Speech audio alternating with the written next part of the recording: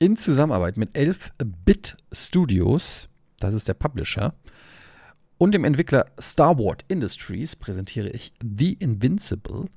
Und ich möchte an der Stelle kurz anmerken, dass es zurzeit das Spiel um 20% reduziert gibt auf Steam. Also zurzeit 23,99 statt den üblichen 29,99.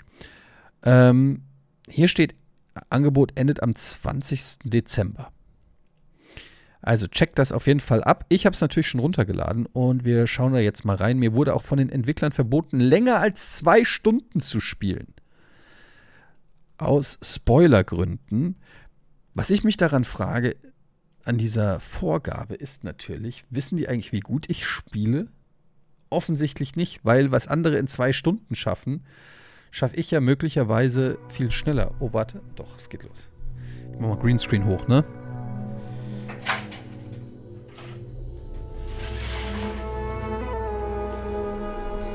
War es zu dunkel? Ich muss heller machen, ne? Soll ich heller machen? Also ich mach heller. Moment.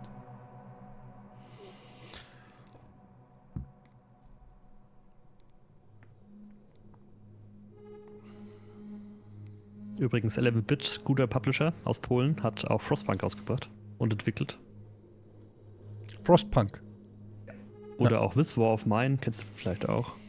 Meine This Lieblingsserie, ja. Anomaly Wars on Earth, auch ein sehr geiles Spiel.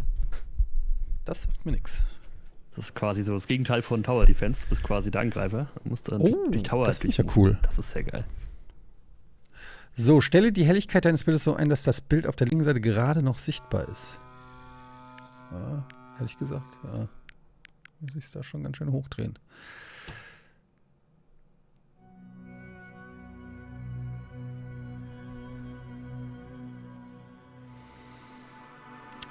Einstellung.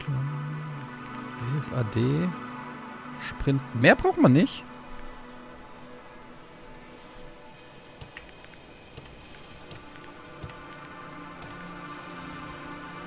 Doch. Zu früh. Oder soll man das besser mit Pad spielen? Ist das ein Pad-Spiel?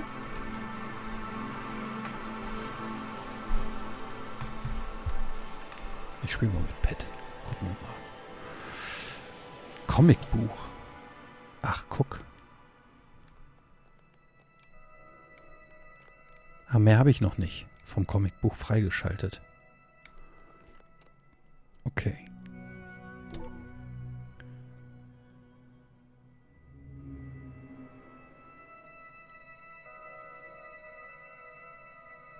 Die Dragonfly. Eine kleine aus 6 Mann bestehende Forschungseinheit des interplanetarischen Commonwealth reist in entfernte Regionen des Weltraums. Nach der Erkundung zahlreicher Welten und unzähliger Planeten wurde die Forschungsmission für beendet erklärt. Auf dem Heimweg erwartet die Besatzung nur noch eine letzte Aufgabe. Allen Risiken zum Trotz extrahiert Astrogator Novik eigenhändig ein seltenes und unschätzbar wertvolles Mineral. Novik beschafft zwar das Mineral, allerdings auf Kosten eines gebrochenen Beins und unerträglicher Schmerzen. Dennoch hält der Unfall des Astrogators niemanden davon ab, das Ende der Forschungsphase zu feiern.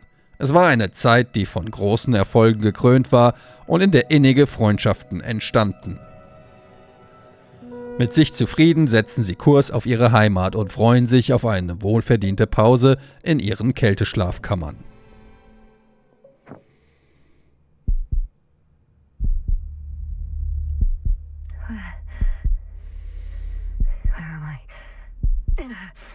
My head.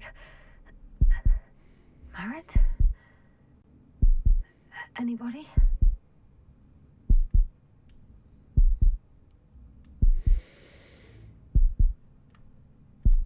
Soll ich was machen?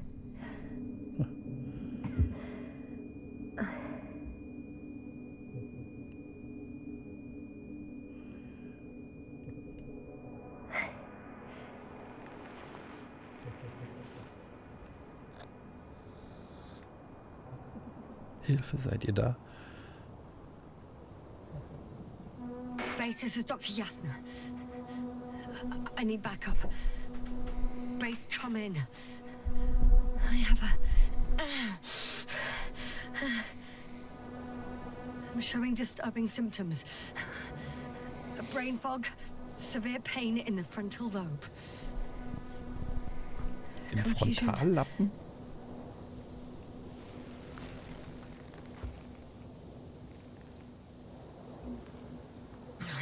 At first glance, there are no serious injuries. And yet, I'm quite concerned. I don't even know how I got here. Where here is. Backup needed, I repeat. Do you hear me?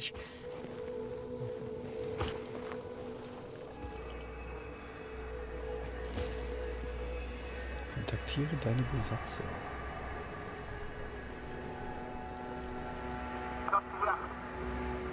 Oh, bollocks!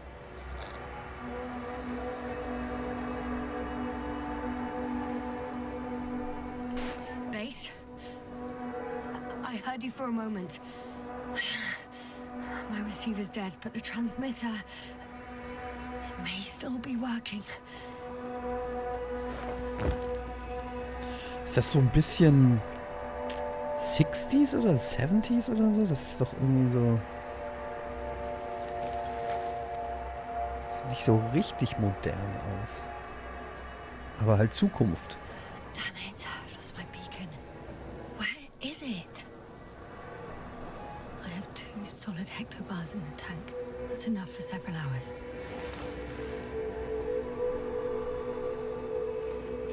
Also die Geschichte kommt aus 1967. Ja, siehst du? Das sieht ja alles so ein bisschen... Ja, älter Just like I aus. thought. Nothing. I'm on my own. The beacon can't be detected either.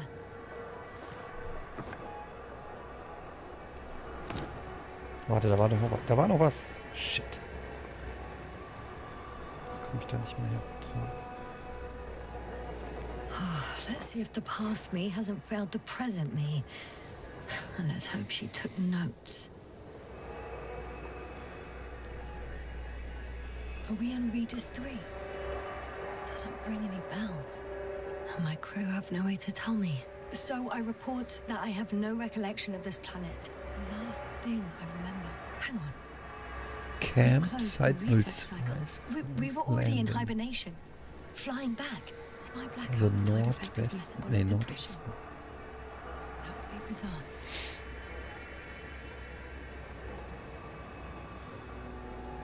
For some reason, our crew split into 2 groups. The first one set up camp. I wonder if I was with them. Or am I on my way there? Both groups landed in the same place. We took 2 landers to the surface. We don't usually do this. Maybe the first one broke.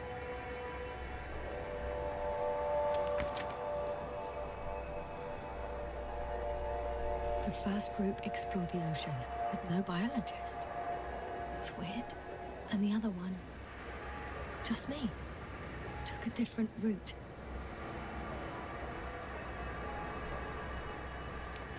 Leading to... Right. I was heading straight to the camp. Get to the camp. Get to the chopper. You must be somewhere near. Give me a sign! Send up a flare, the probe! Anything! Okay. I'm gonna head to the camp, but I'll be keeping an eye out for you. Okay. Landmarks. Well done, past me. You didn't disappoint after all. Oh, I sound like... I need to stop doing this. Finde deinen genauen Standort heraus. I'm looking for something that resembles a dog.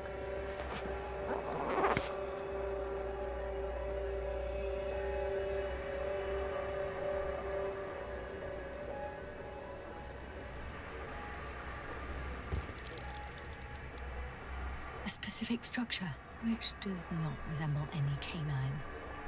Das.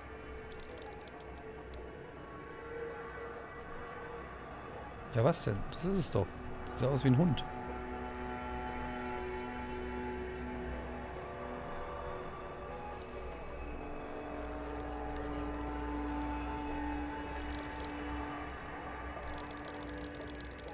Das ist doch der Hund. Das muss doch der Hund sein.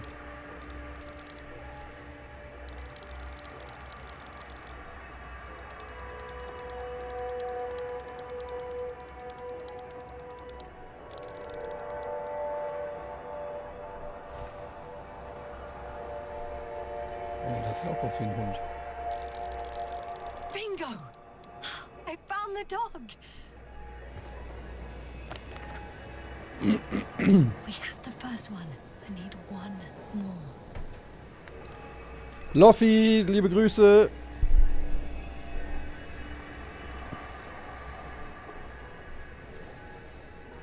An object I called needle. Die Nadel.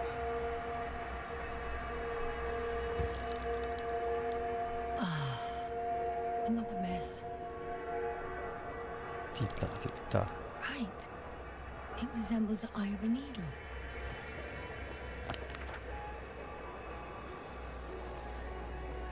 I report that I have established my position. Time to hit the road. Okay. Das heißt, habe ich ja gesagt, wir müssen nach Nordosten. Habe ich natürlich schon... Habe ich doch natürlich schon relativ früh ausfindig gemacht. Da ist der Hund und die Nadel.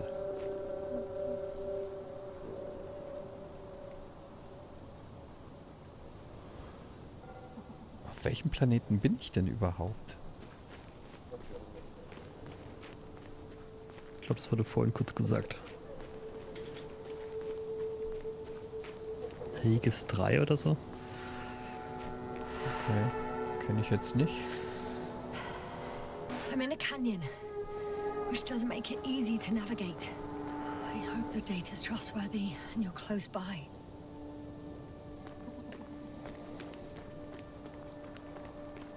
Sieht aus wie Brandenburg. Ja. Könnte auch Offenbach sein. I think I see our Okay, ist ein ship. erfundener Planet. You're not leaving without me, are you? Die sind schon weg. So, wir müssen nach Norden. Nordosten.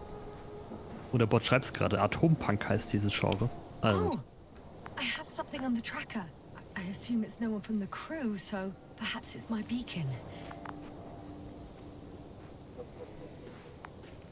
Funkbarke aufzuspüren.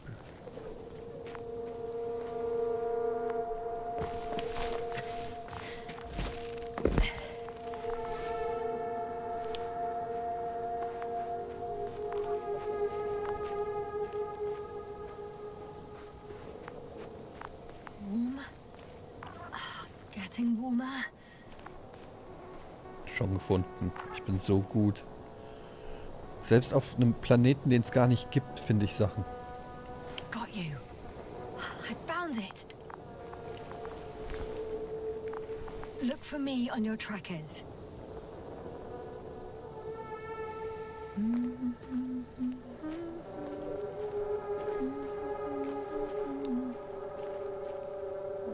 Wasserreservoir. There's water on this desert planet.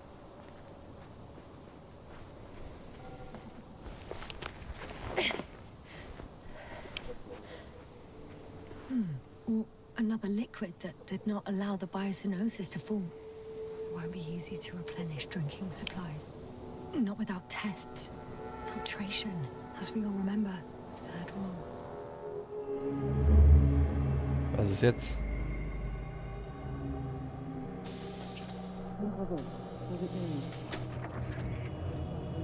Have you checked on Yasna? I was about to.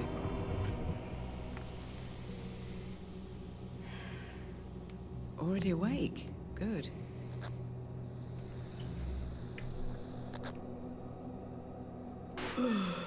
Yasna?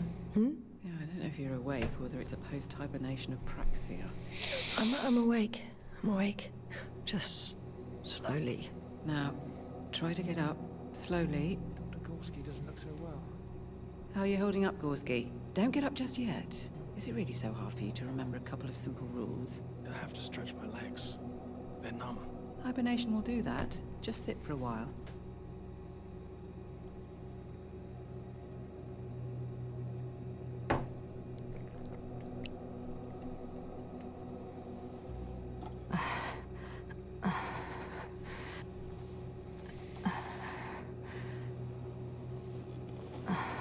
Here, take it and remember the third rule. Yes, I know. Stay hydrated. In Hydriert small bleiben. sips. Always the first one to get up. I don't know how you do it, Merritt. It's a matter of habit. After so many cycles of cryogenic sleep, one either gets used to it or becomes a tortoise.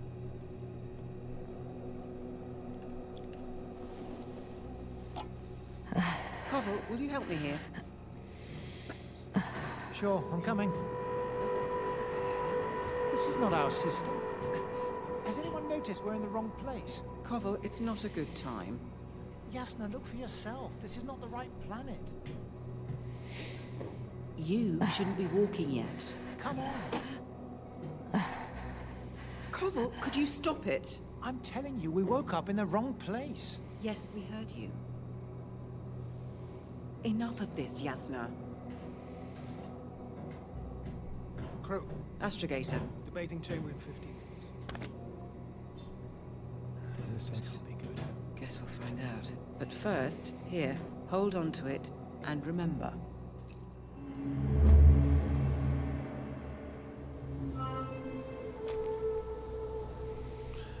Okay.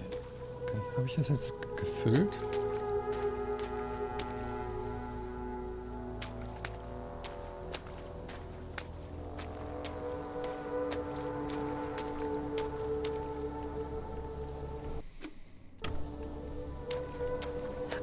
Okay. Moving on.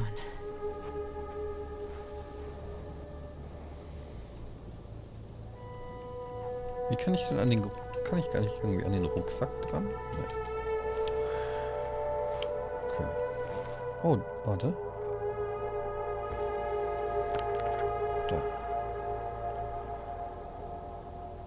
Also wir müssen an der Needle vorbei, rechts vorbei an der Alright. Needle. No time to lose. Das ist aber ein ganz schönes Stück. Wo ist die Needle? Krokodil.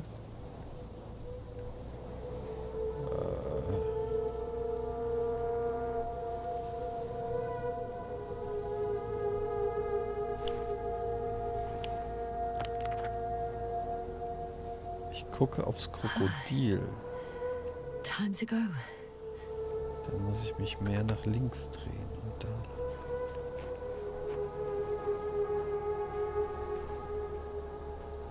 Das ist doch die Needle. Okay, dann muss ich da lang.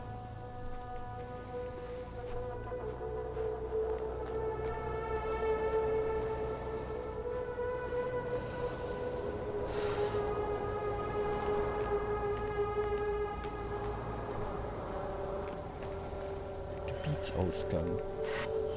I found a way out of the valley, leading more or less towards the camp.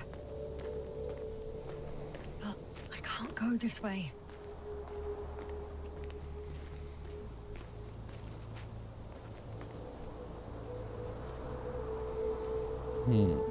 Da müssen wir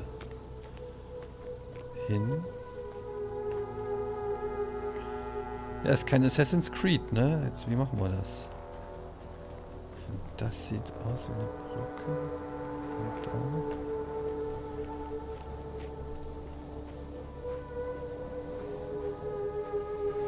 Hier hoch, da hoch, da hoch. Keine Ahnung. Das geht.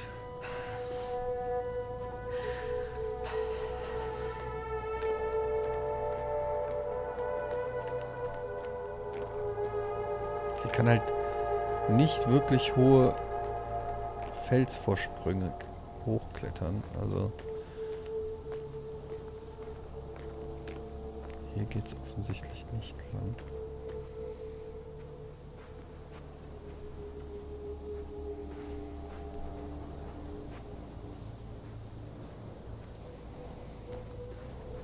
Muss es ja darum gehen.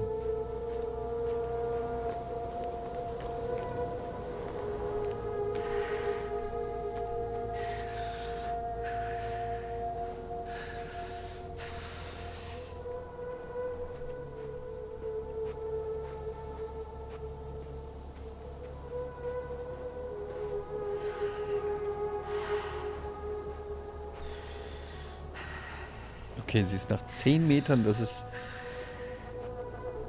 15 Meter gejoggt, schon außer Atem.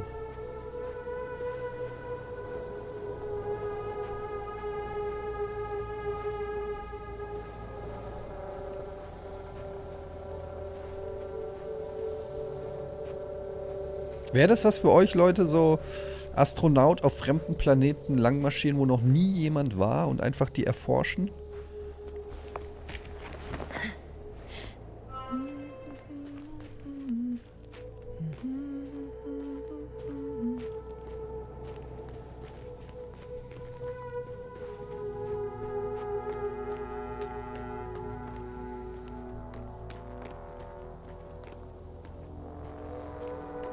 Für so einen Tag? Naja, das ist ja schon eine Lebensaufgabe, würde ich sagen.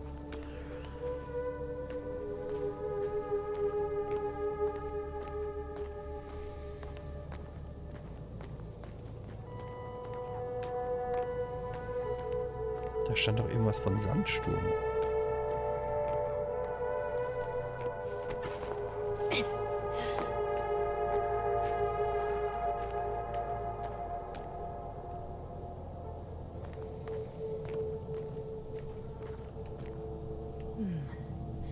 This area is volcanically active. Ash outbursts and extreme temperature changes may explain the extinction of local fauna and flora. But it's all just too idyllic. There's no dust in the air. The sky's clear, and the soil looks like laterite to me. Perhaps not highly fertile, but not entirely barren.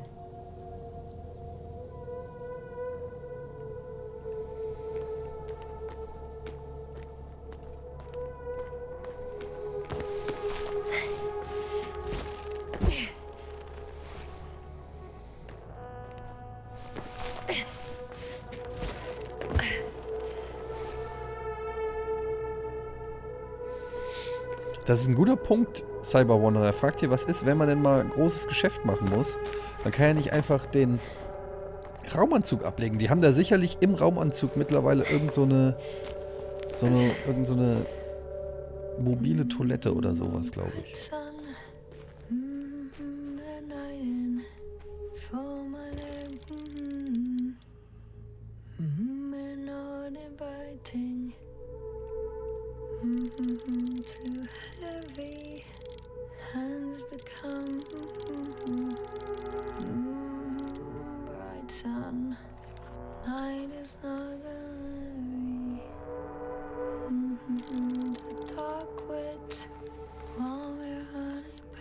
Da ist das Lager, oder? I could already see the camp. Over 400 meters in a straight line. I see you. Can you hear me? I just need to get down from here. Let's go. The escarpment is about 10 meters high. It looks like I could slide down.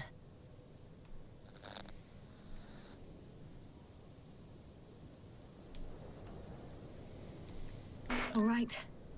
I want to see you as soon as possible. I'll take your chance. Ah, das ist bestimmt ein Fehler. Wenn die schon so fragt. Shit. Come on. Easy. Oh, that was less than ideal. But I'm okay. The suit's fine too. Sehr gut von mir.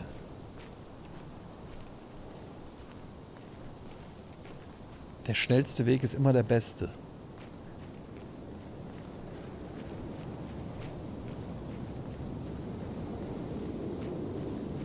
Visibility could be better. Oh, Maybe I jetzt should wird's- wait.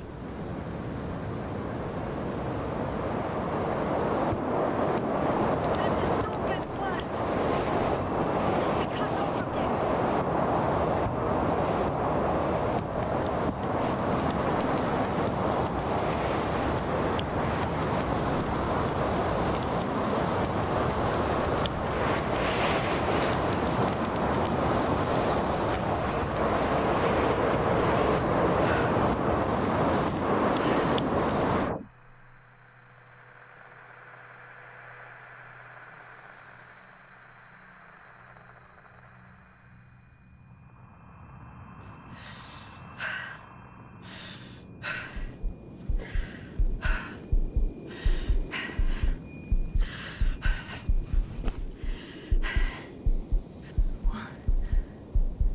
What happened?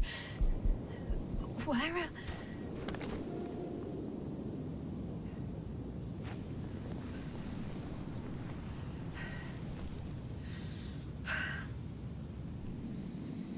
Was ist? Heading to Hat die schon wieder Amnesie? Impossible. I'm much closer to my destination. I must have walked for some time. But I don't remember it. Did I black out again?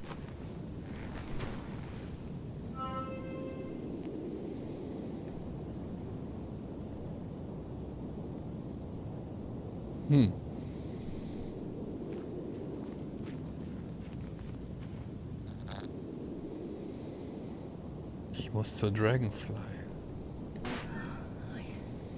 I'm so close, yet in my condition, every step is a strain. I don't want to whine, but if you come here, it will be so much easier for me.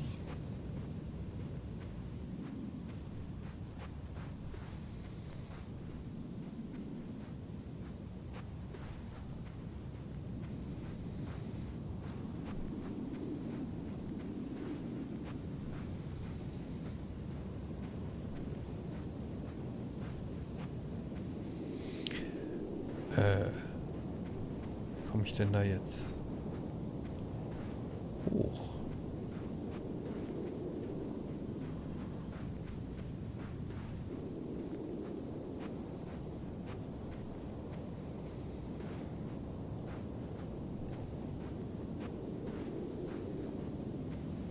Hier einfach, oder?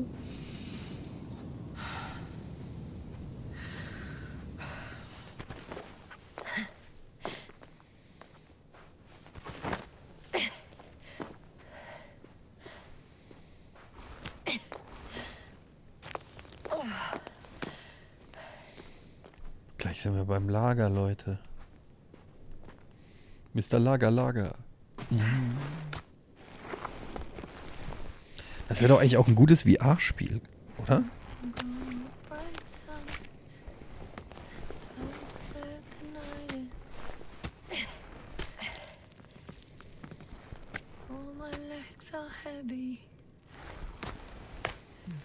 Oh, die fällt doch jetzt runter, das sehe ich doch schon.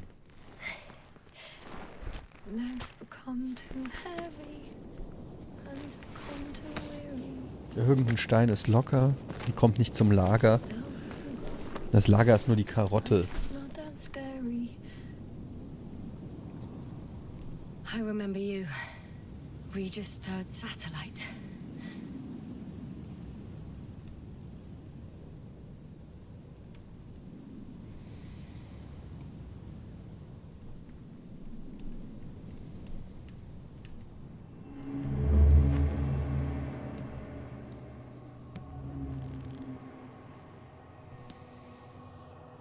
Astrogator, sir. Crew. Dr. Gorski, right on time. Any updates? We have a set of data from the near-surface probe. Great.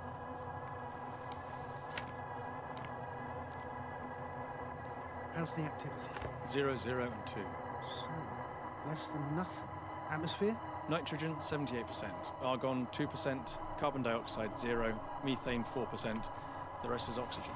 Wait, that's 16%. With oxygen concentration as such, there should be life. At least some microbes, and yet we have detected no traces. Yeah, we'll get to that later.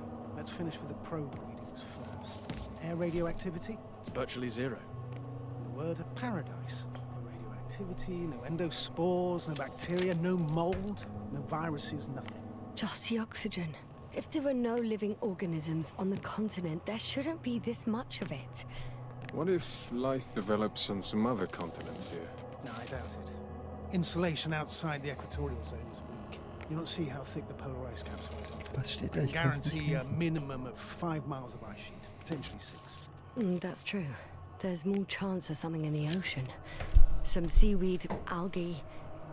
But why didn't life migrate to the land? Could be because of hard radiation. I don't think so. According to the probe Target readings, out of the view. ground activity is exceptionally low for this part of the galaxy. I wonder if some special kind of drought-intolerant evolution occurred here. That would at least explain some of the abnormalities. Anyway, we'll have to take a look under the water. First, it would be good to know what time frame we're working with.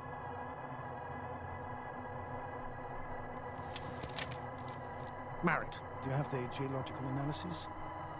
It's a bit too early for mature conclusions, but this planet looks old to me. Such a fossilized egg must be at least 6 billion years old. Besides, the sun's seen better days too. It's almost a red dwarf. Any rare resources, forms, creatures? We can't expect such detailed data, sir. Not from this distance. Yes, we would have to explore the surface. Astrogator, what exactly are we looking for? The value of this planet. For now, it may seem like the pinnacle of nonsense, but I assure you that Regis 3 is not without worth.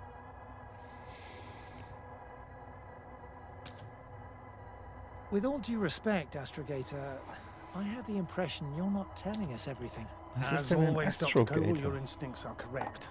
Please forgive my reticence. My goal was to maintain unimpeded research neutrality.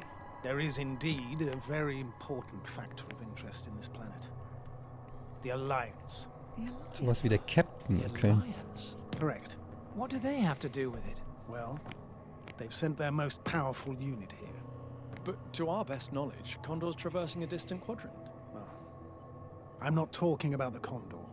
So, the Invincible. Good guess, Doctor. A steel behemoth with the power to produce billions of kilowatts in a split second, converting it into energy fields that no material body can penetrate, concentrating it into destructive rays as hot as stars that can reduce a mountain range to dust or evaporate an ocean, together with its crew of almost 100 men, professionals that are neither better nor worse than us. Well, I dare to say we're better trained, Astrogator. They are, however, unquestionable masters of propaganda. I know that some accomplishments they brag about are very much far-fetched, but the capabilities of the Invincible are not subject to doubt. And we as the scientific body should sever ourselves from the emotional and symbolic facade. In other words, we cannot ignore facts just because we don't like them, Mr. Koval. All right, but where do we stand in all this, together with our, may I say, not quite as numerous staff? Despite our modest forces, we still have a chance to gain a critical advantage over the Alliance, while avoiding confrontation. Okay, and how would we do that? Simple. We leave this planet before the Invincible arrives here. Which is when, exactly? Die Invincible ist ein Raumschiff oder was? Astrogator, please, how much time do we have to conduct safe research? 13 days. There's no time to lose, then. I appreciate your eagerness, Koval. Dr. Krauter, do we need full gear? Definitely. Also, I caution you against taking off your helmets for a prolonged duration. This amount of methane is not neutral. Breathing the local atmosphere will lead to saturation drop, and you may start showing symptoms of mild brain damage, feel stupefied. But Stupefied. don't worry, not before an hour or even a couple of hours. I see. Dr. Gorski, will you program Artie to collect samples? Of course. Marit, Krauter, please prepare for the surface. Koval, you two. You're leaving early in the morning. And what about me? You're staying on board, Doctor. But Astrogator... This is not up for debate. I need you here. As you well know, there's not much work to do for a biologist on Regis 3. Sie ist eine Biologin. I see, I see. Well, if I was ordered to stay, what the hell am I doing here?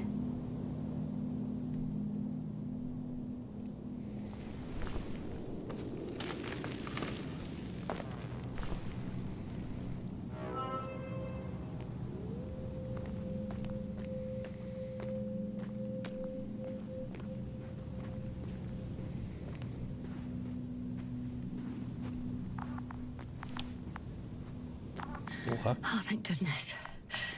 Not everyone's in the field.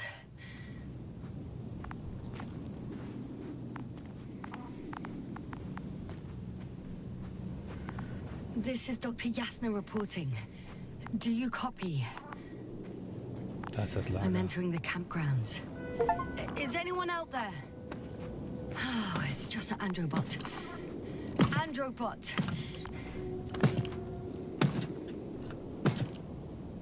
Stop!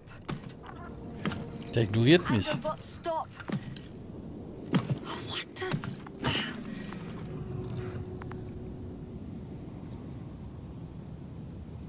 Dr. Gorski, have you made changes to the Androbot's algorithms? Without telling anyone? Das ist ein kleiner BB-8. Also eigentlich ein großer. Well, never mind.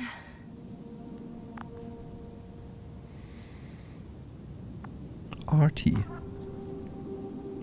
Oh, maybe if I... RT? Default position. I don't know what's wrong with you, buddy, but you clearly don't want to cooperate.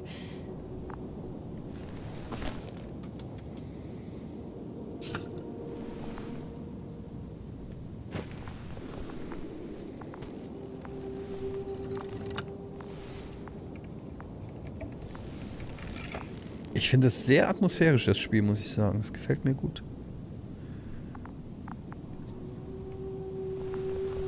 Schon auch ein bisschen wie so ein spielbares Buch.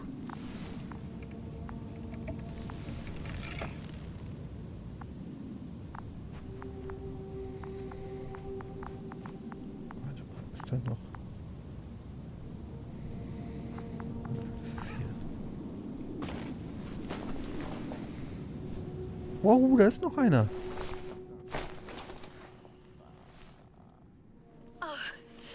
Dr. Krauter!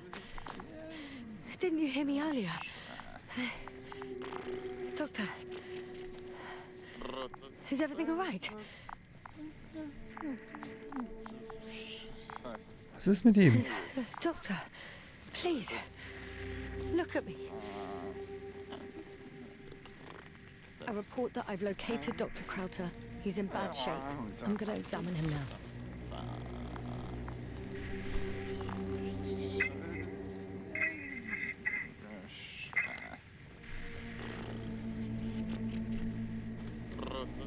Excuse me. Jasna, can you hear me? Astrogator. Finally. I've been listening to you for 2 hours now. My receiver is dead. No need to explain yourself, Doctor. I know everything.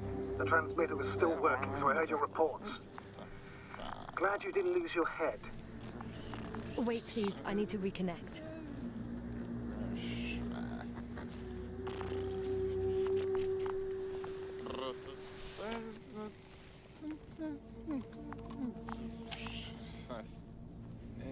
Testing 1, 2, 3. Copy you, Doctor. Loud and clear, but to the point. As I understand it, there's only Dr. Krauter at the camp, and he's not well. What happened to him? I was just about to examine him. Dr. Krauter, please don't be startled. I need to take your hand.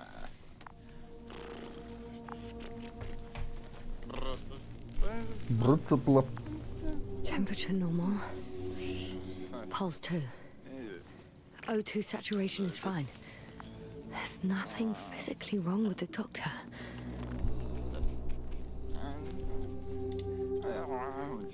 Oh,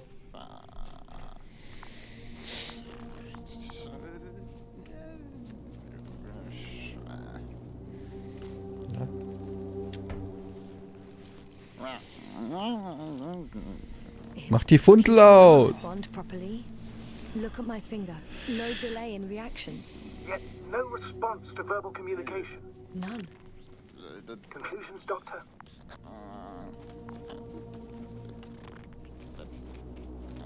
Do you have any idea what's wrong with him? Both mental illness and serious bodily injury could contribute to this condition. However, Ja, da ist doch wasn't suffering from der any Beweis, der hat disorders. dieses Wasser getrunken. There's nothing wrong with him physically. Epileptic seizure and chronic diseases can also be ruled out.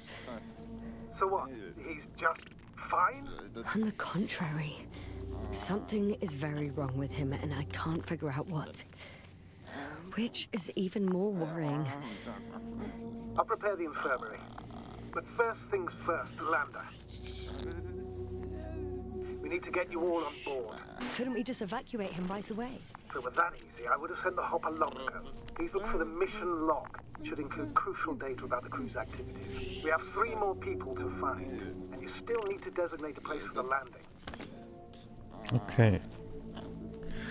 Also 3 Leute finden und einen Landeplatz. Und das Missionsprotokoll müssen wir suchen.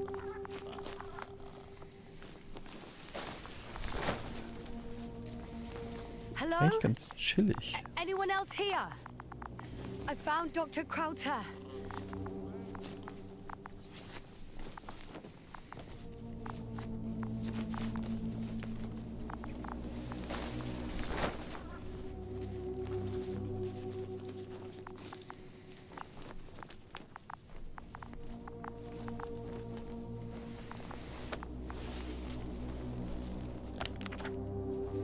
It's not a mission log, but it will do. Eine erste Analyse der Proben ergab eine Zusammensetzung aus Nickel, Eisen, Mangan, Beryllium und Titan. Ich wüsste zu gern, was das ist. Ich tippe auf einen riesigen Meteor aus Nickel und Eisen, der vor Millionen von Jahren in die Atmosphäre von Regis 3 eingedrungen ist und alles zum Schmelzen gebracht hat. Nein, warte. Vergiss es. Die Form der Strukturen spricht eine andere Sprache. Dr. Krauter kept records.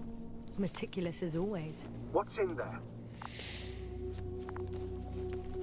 Dr. Gorski has moved away from the research sector to the west. Ah, that's right. You followed those deposits of metal.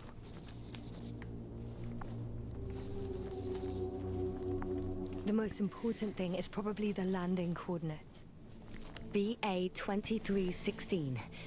Noting. 360. Excellent. I'm uploading the data. Starting calibration.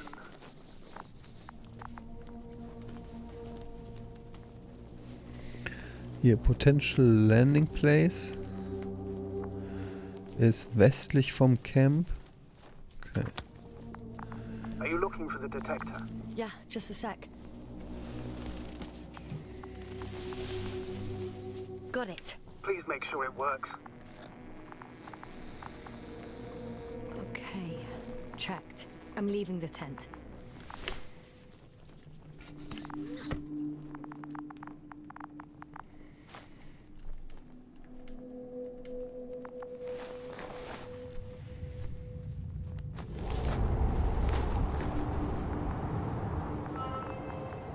All right, now for the robot. It's unresponsive.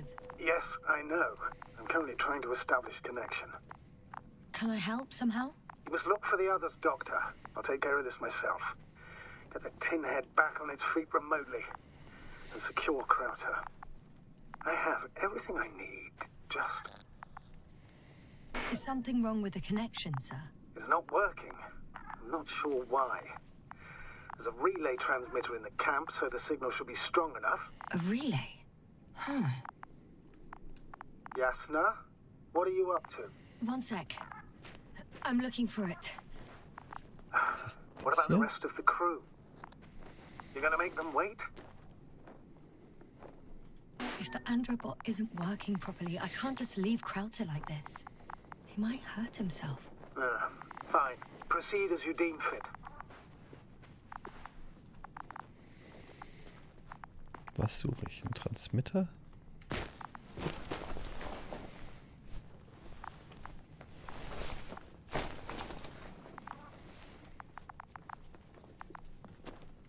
fascinating. Did you find anything, Doctor? Nice specimen. Oh, it's still alive. Ah, the fish Dr. Gorski caught. Do you remember? Yeah, I remember. Something.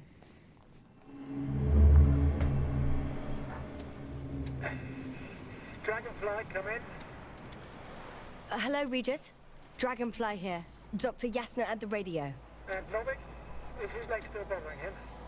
Yes, he's been resting in his quarters. We're setting up on the shoreline. It's late, but we still have time to examine the ocean floor. Gorski is preparing the probe for launch. We'll start research soon. Oh, one more thing, Yasna. Yes? It's beautiful here. The ocean, wind, sand.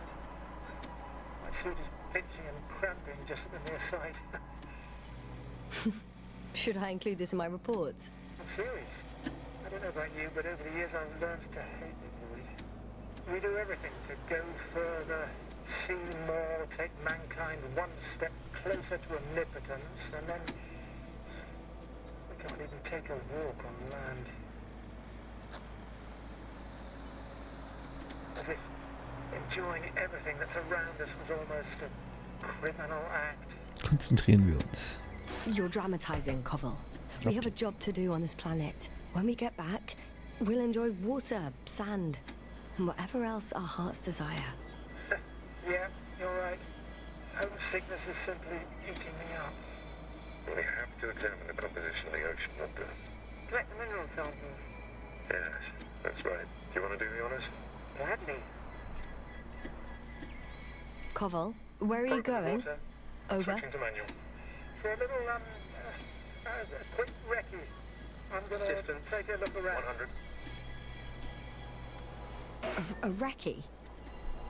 I see no good reason. 300. I won't allow it, Regis. Stay put. Copy that, Dragonfly. I'll stay dutifully at my post. 500. Damn me. Am I seeing this right? Dr. Crowther, would you please have a look here? Of course. Just a second. It's like a school of fish. This is life. What are they doing? They're moving away from us. From us? We're talking about an artificial robotic gizmo. Right from the probe. As soon as I swim it closer to them, do you see what happens?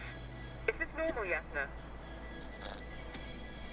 What do Wie you soll ich think? das wissen? It's hard to speak of normality here, but animals are usually not afraid of equipment or anything they haven't seen before. Are you saying they've already seen probes? I've no idea, but their behavior suggests some sort of defense mechanism. Catch at least one for examination. Then I'll be able to say more. Come here. One more time. Got it. What did you do? I had to electrocute it. Wouldn't have caught it otherwise. I'm taking the specimen ashore. That's a fine one. There'll be plenty to dissect, Yasna. Okay. Das war der Flashback zum Fisch, also sozusagen ein Fishback.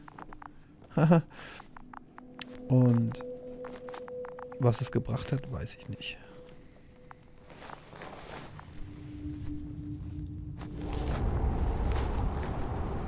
Das ist immer so, das ist schon sehr krass, wenn man aus so einem Zelt rauskommt, dann so einen Moment spürt man richtig den Wind.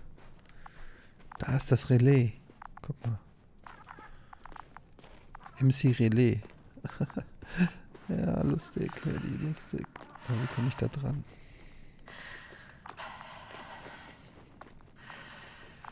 So.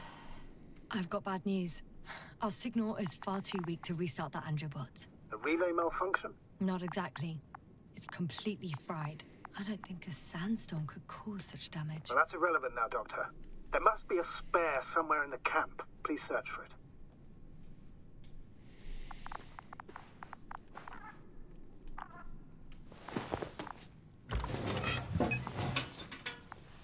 No luck. They're not in here.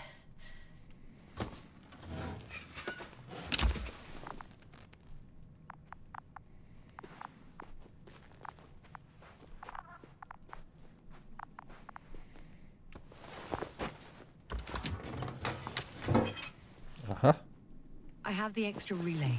Excellent. The signal should be back as soon as it's turned on. Muss ich die jetzt dahin bringen oder was?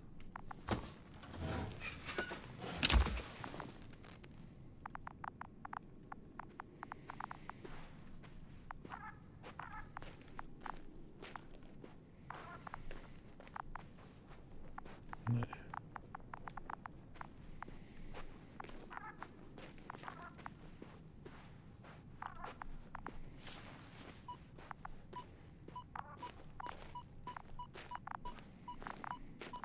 Die kann ja wirklich gar keine Stufen.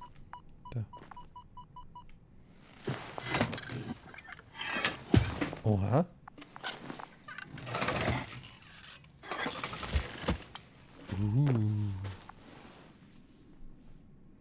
Very good. I'm connected. What happened here? Is it gonna work? We'll see. I rebooted the systems. That should help. Good, good. It's receiving instructions. Ugh. I don't know if the Androbot should already be doing something. Is it still frozen?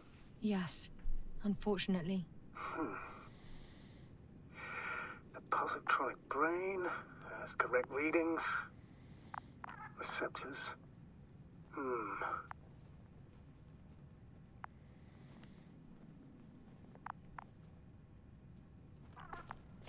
Wie? Das ist jetzt alles? Mehr hilfst du nicht? Außer Was haben wir hier noch? Gar nichts.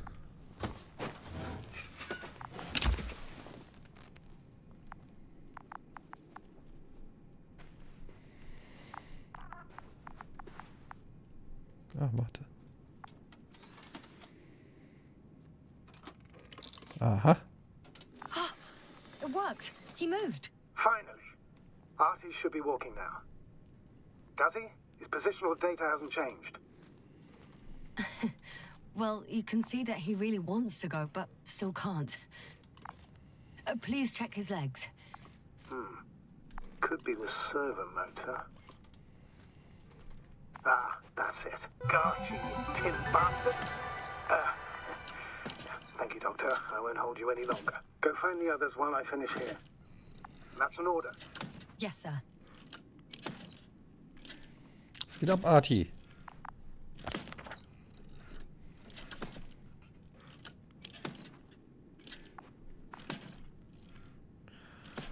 Okay, wir müssen nach da. Der macht jetzt bewegt er sich zwar, aber auch irgendwie so richtig hilfreich ist er nicht. Naja.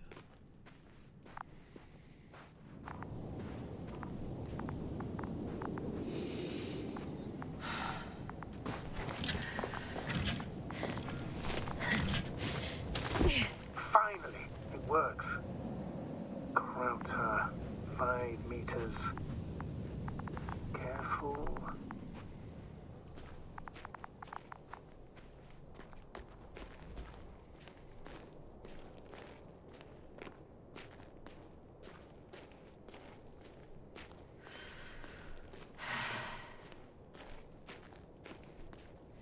Kann ich da rein?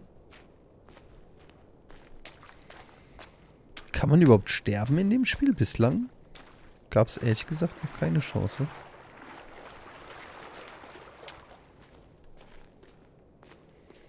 Weil ich bin mir sicher, das hätte ich schon geschafft. Normalerweise brauche ich ja nicht so lange dafür. No point in going back this way.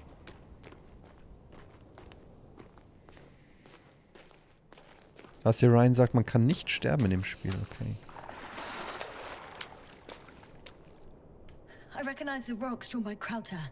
They shouldn't pose a problem when landing. But the doctor marked a waypoint. I don't recall... It's just a sketch. No markings. Well, if so, we should do it. What would you call them?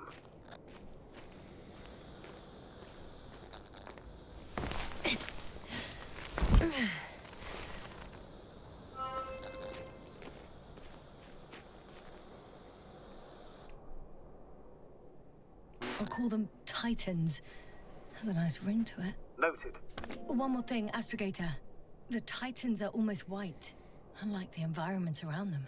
Yes, thank you. That's valuable information. Be useful in navigating. I found the area marked by Dr. Krauter. There's no one around. What do you think? Can we land the hopper safely here?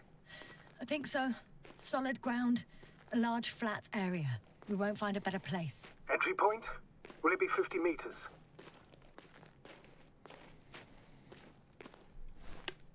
Air accessibility is paramount. Yes, sieht ja cool it's aus. relatively clean. You can send Hopper, sir.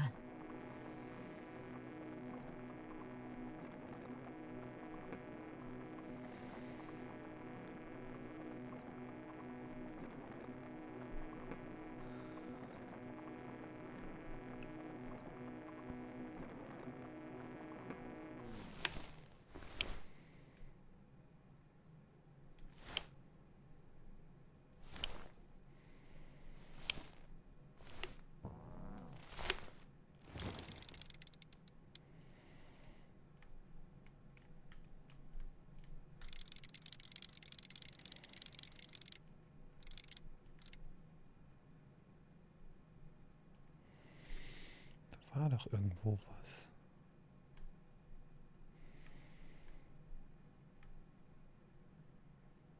Da. Achso, das sind die Titanen, okay.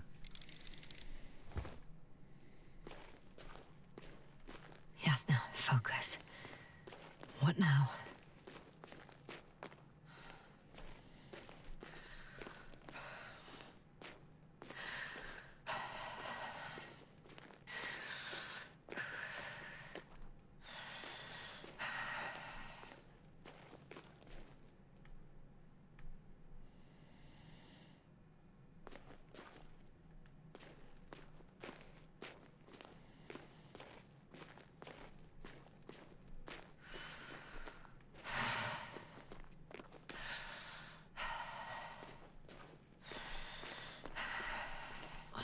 Damn! I seem to have gone too far. I can see the field markings that Dr. Gorski left behind, and haven't found anyone yet. They all may have left the area as well. But before you move on, make sure to check the whole perimeter. As long as I'm here, let's see if I can spot someone in the distance. Right.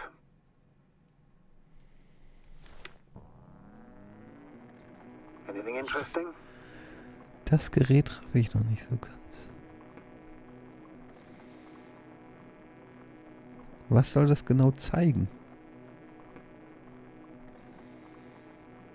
Wärmebild oder was?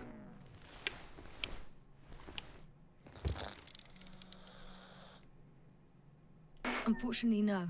I'm going back.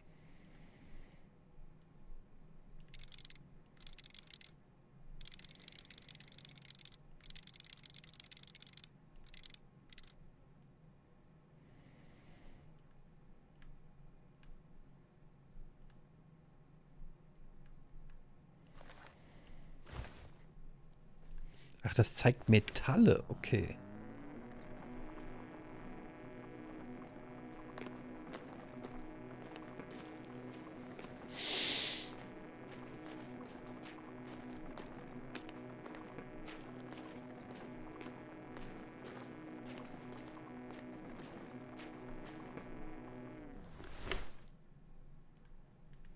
So, hier geht's nicht weiter, oder was?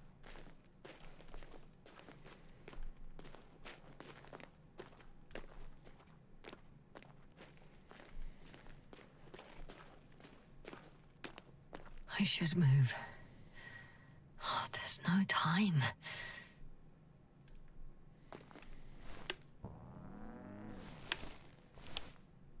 Nein.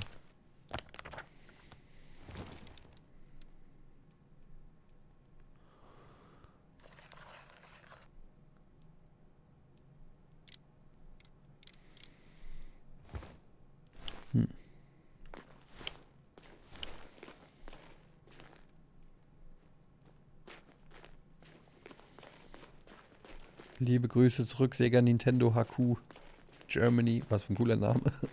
Sega Nintendo HQ Germany.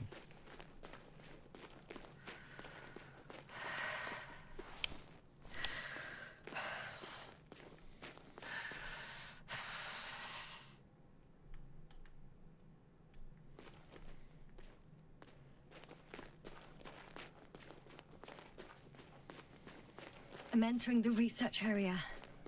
Clear for now. Tracker? Silent. It's here. I can see the structure. I'm in the right place. Understood. Please continue. By the way, what did they find here? Oh, right. You don't remember. A piece of metal sticking out of the ground. Sounds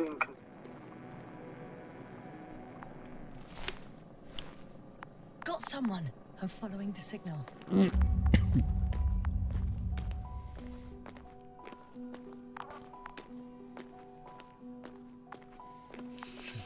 Da oben zu sein.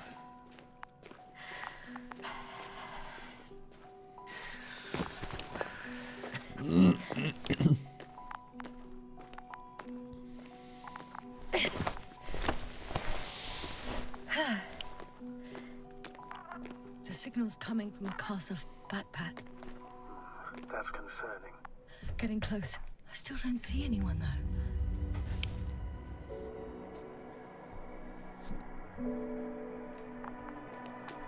Merritt! I see her! What's her condition? Merritt! Merritt! Merritt! Wake up! Wake up! Do you hear me? Dr. Merritt? No. No vital here. functions. What's I going need on? to. 1, 2, 3. Come on. 1, 2. Come on. Don't do this to me, Merritt. Don't. Please. Nothing. Live, damn it. Merritt. Thank you. Breathe. Doctor. Yasna. No. That's enough. Enough!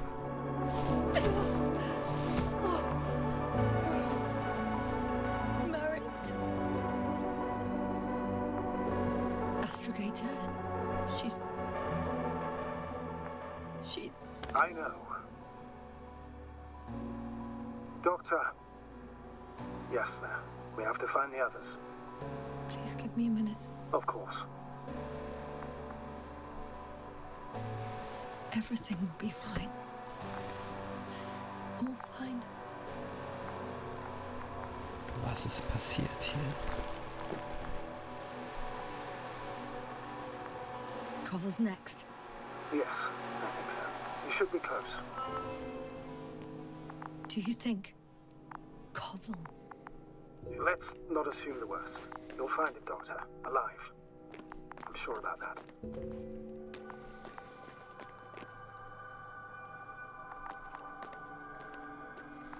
Oha.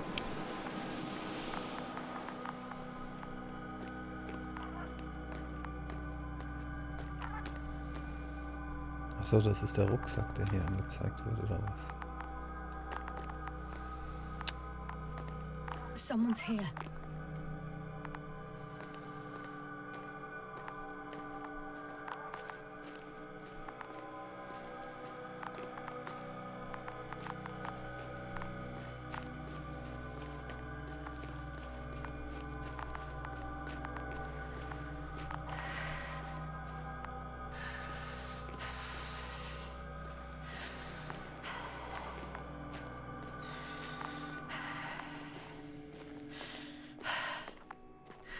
Da ist einer.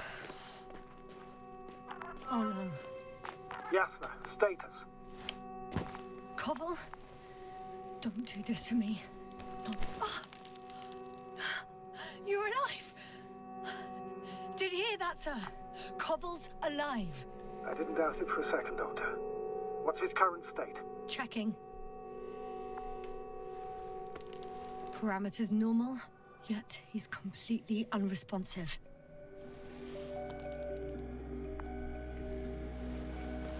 Koval? Koval?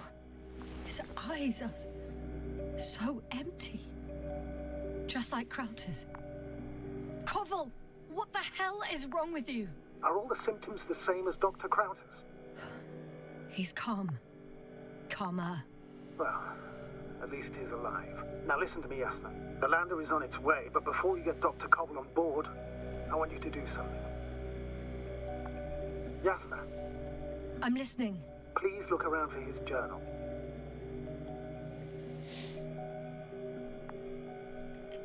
It's everywhere. In pieces. Not good. Koval was in radio contact with Dr. Gorski. Taking notes. That's exactly why it's so important. These notes may help us find our man.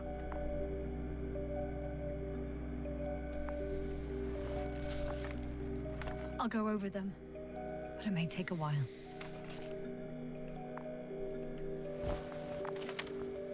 Huh. Have you found it? No, it's nothing about Dr. Gorski.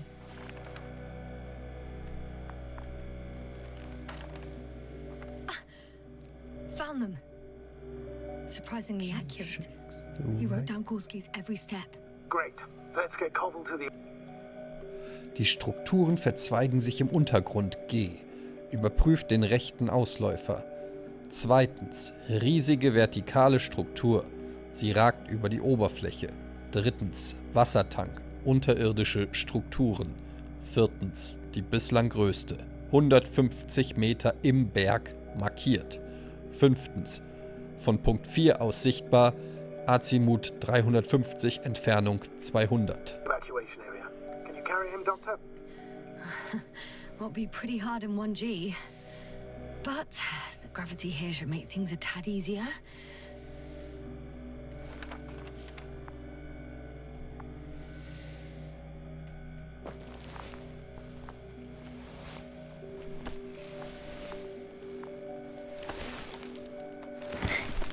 Got him.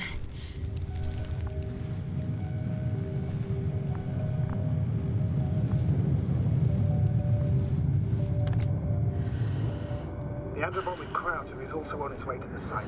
You'll need shortly. The lander's already descending.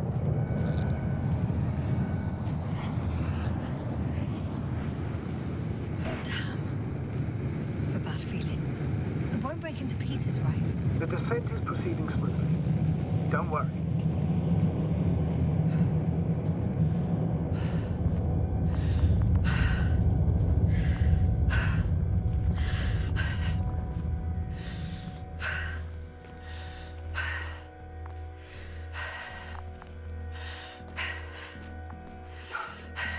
I don't get it. What could have led to all this? Crowder? Dear Merritt. Now Koval. An unprecedented degradation of equipment, recurring connectivity issues. It all has to be related somehow. On the other hand, how could it be? There's not much on this planet. Some primitive life forms in the ocean, metal deposits in the ground. Although the latter got Dr. Gorski's interest for some reason.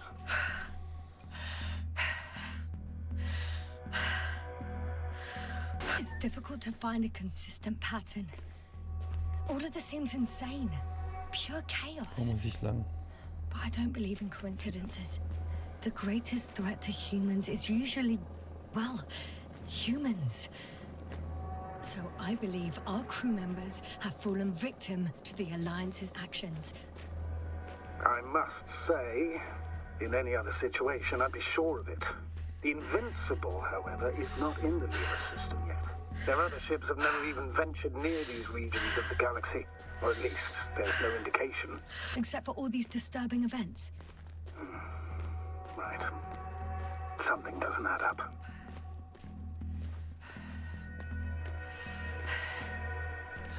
Wie, hier geht's nicht weiter? Oh, nee. Den ganzen Weg umsonst.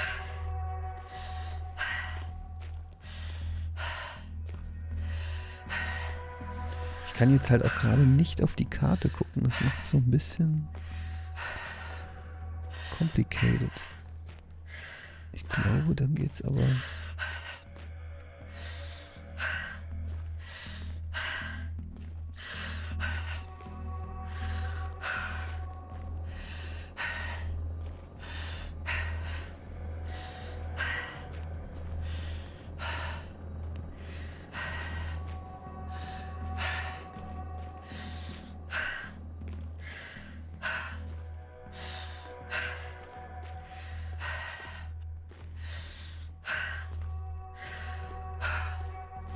Ich habe keine Ahnung, ob ich jetzt hier überhaupt richtig gehe.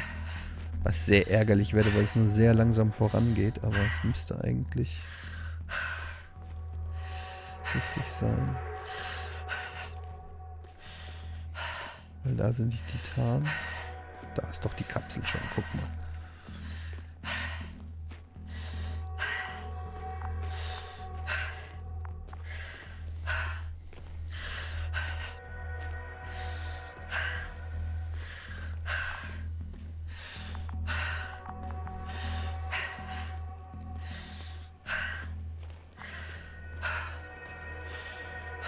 So, tschüss, nix wie weg hier. Hier, danke für die Hilfe, Art.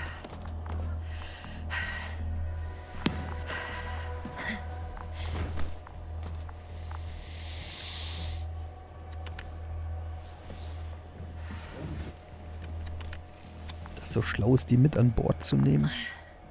See you up there. Only Gorski's left. We might have made it quite far. Agreed. Everything points to it. I don't know how long I'll be looking for him. It might take hours before I come back.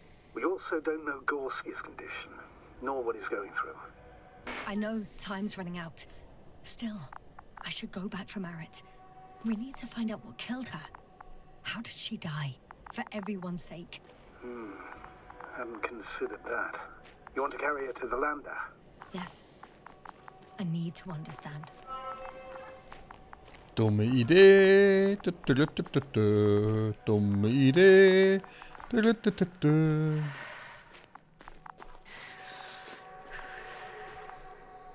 Irgend so ein Alien-Virus dann an Bord.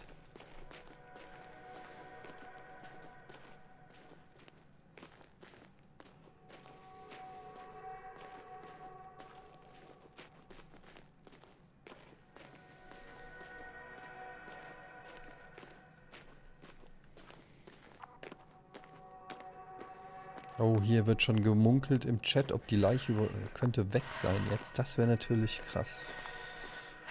Das wäre ein richtiger Schocker.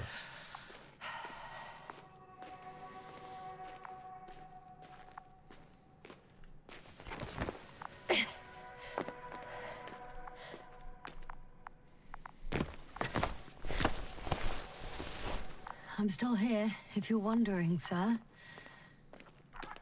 It all just takes longer Nein, than sie ist noch da, siehst expected.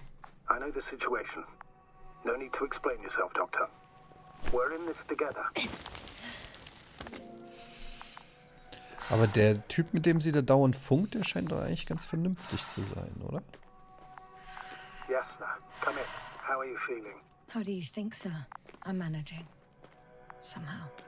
Forgive me, but I need to know if you're ready to continue your mission.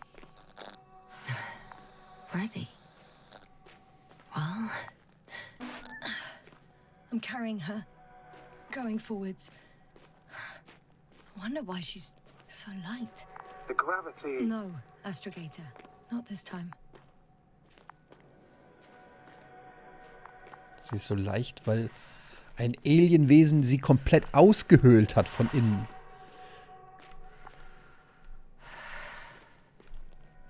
I've served with Dr. Merritt for over 2 decades. She's made of sterner stuff. The sternest. Many of us relied on her. I did. Did you know Hey. that headquarters offered her a promotion? She would have been the first female astrogator in the history of the Commonwealth. I had no idea. Doesn't matter anymore, really. Not entirely. Merritt will be awarded posthumously.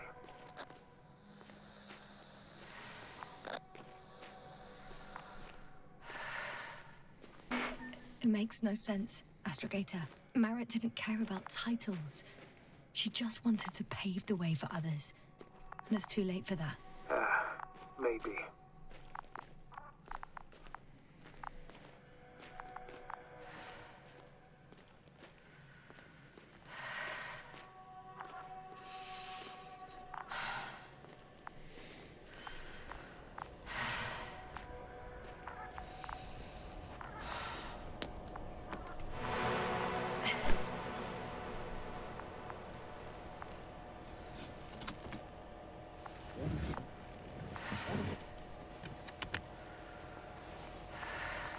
Please take good care of her. Of course. Dr. Gorski's next.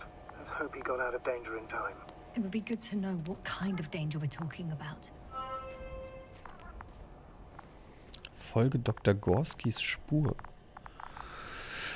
Okay, aber wo ist denn Dr. Gorskis Spur?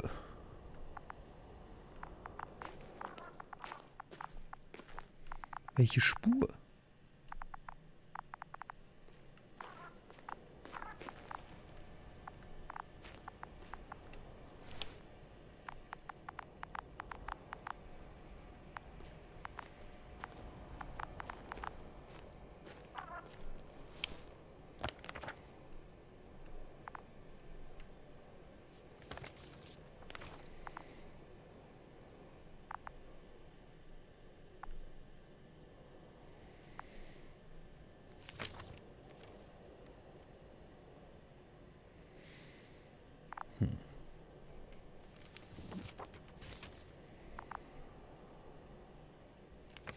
Status? Nothing's changed, Astrogator. Understood. Toll, er blättert immer hin und her.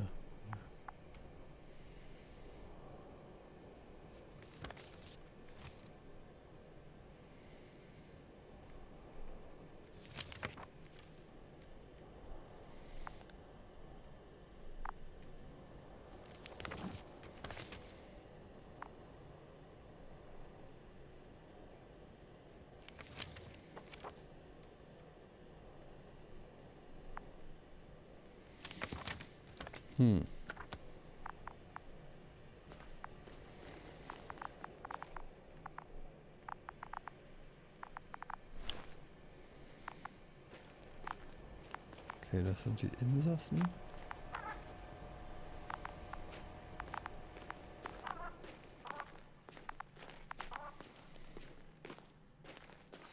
Status? What's new? Well, nothing really. At least not in the last 5 seconds, sir. Right. Thank you.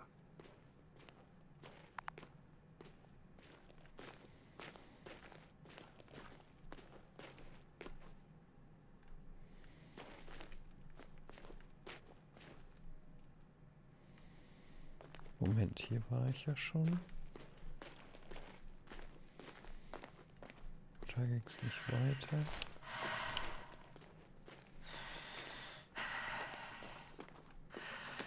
Da komme ich nicht runter. I'm leaving the excavation site. How did he come down?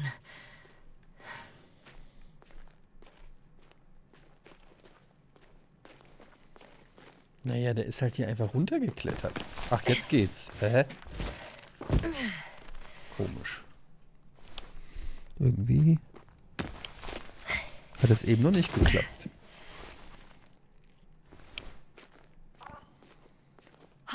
I've got Gorski's signal.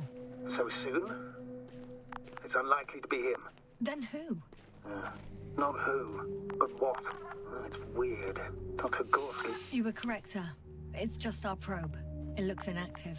can't be completely broken if you picked up a signal. I'd say it's running in safe mode. Please try to power it on. Do we have time for this? It's for a good reason, Doctor. The probe could prove useful in the search. And besides, you'll see.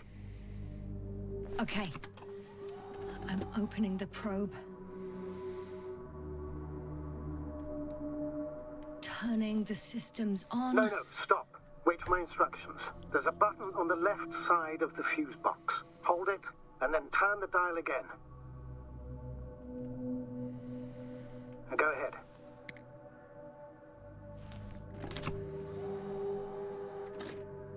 Slide records. Correct. I didn't know we had access to them. You couldn't have known. This is not standard procedure. But as they say, extremis malice, extrema remedia. Let's take a look.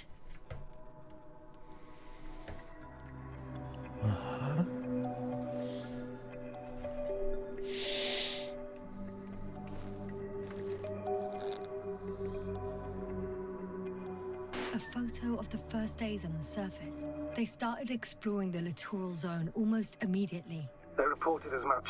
Wasn't until the fourth day that comms failed.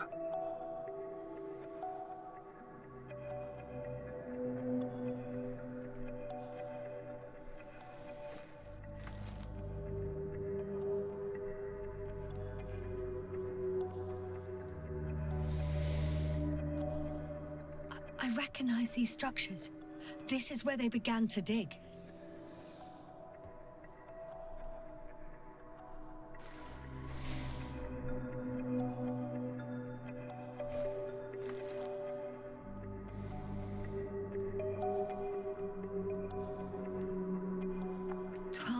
Passed. 3 crew members are still there. Dr. Gorski must have left already. We lost contact shortly thereafter.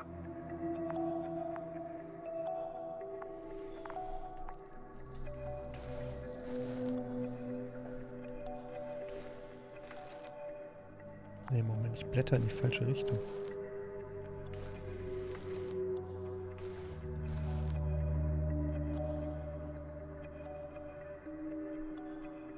The probe followed him, and he followed the detector's readings. Going after those metal structures. Yes, that's what I meant. What's next?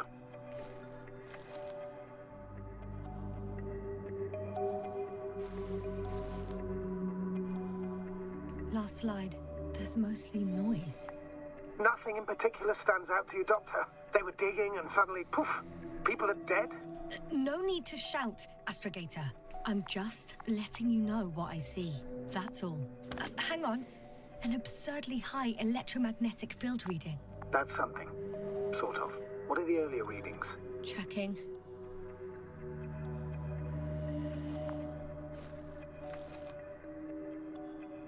Still high in the slide just before. And earlier, quite normal.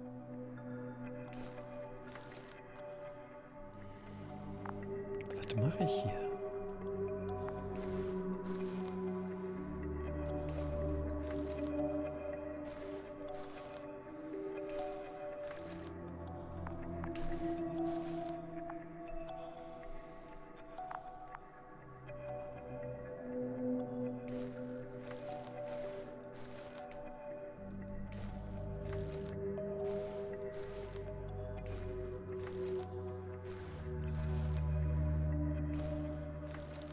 It happened in a matter of seconds.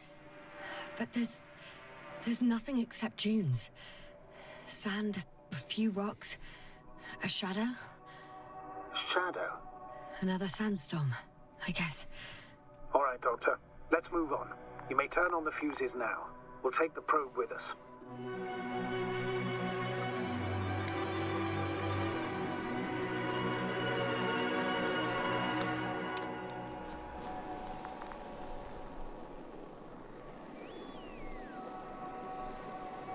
Good. I've got it on my radar. Now I can give commands to the probe. And? What do you see? Is it working correctly? If you run it on manual steering, sir, then it works just fine. That's exactly what I'm doing. You have a keen eye. I'll put it in auto mode. From now on, it will follow you, Doctor. Oh, it'd be nice to have some company. I mean, apart from yours, sir. 1 second. That's odd. There's no data in the probe's memory. No ID, no nothing. Do you want to give it a new ID? Name it, basically. After all, it'll be with you for a while. So, what's it going to be? Huh. A name for the teleprobe. All right. I can think of something. Copy that. I'm listening.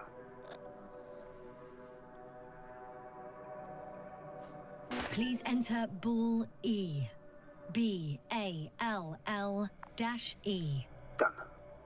Now, a few more tweaks, and you'll have a flying measurement center at your disposal.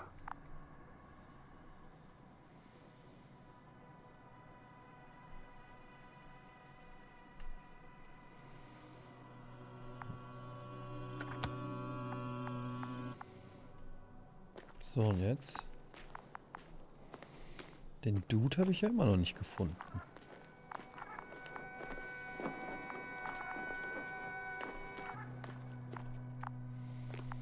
Komm ich hier runter?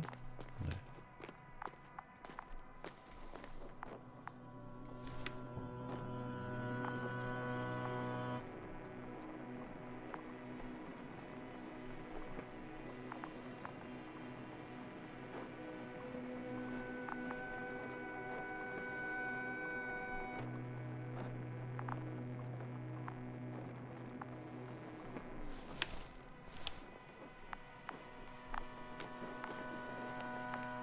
komme ich denn jetzt? Yes, sir? Everything's all right? Yes, yes. I just need a moment to think. As soon as you find something, I'll report it. No worries, sir. Also dieser Astrogator, ich traue dem irgendwie noch nicht so richtig, oder Leute? Was denkt ihr? I don't see these metal structures anywhere. the only surface structure. The detector's measurement is very clear. I'm going straight on. No crossroads? Branches? Not yet. Just one thick, tangled vein.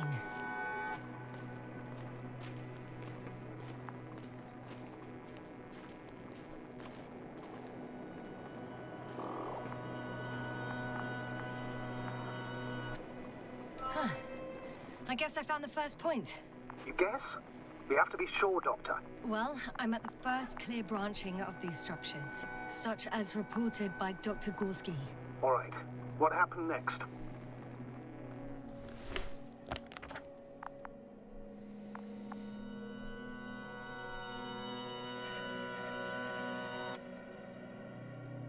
Überprüft den rechten Ausläufer. Okay. Machen wir das doch.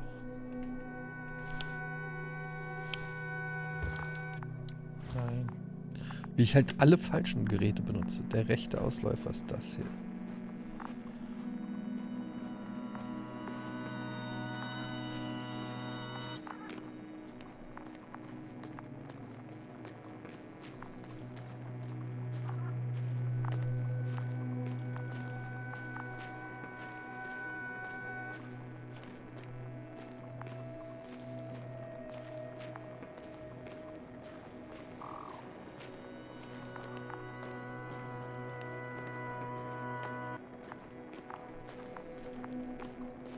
Oha, was ist da hinten?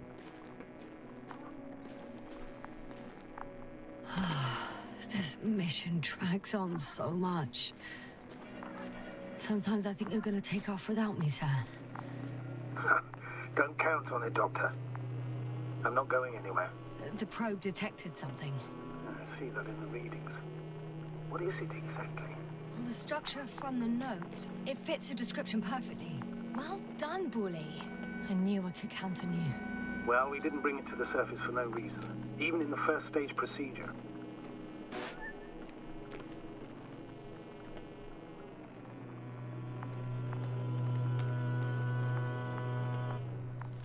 Und jetzt? Riesige vertikale Struktur, sie ragt über die Oberfläche. Wassertank. Bislang Größe 150 Meter.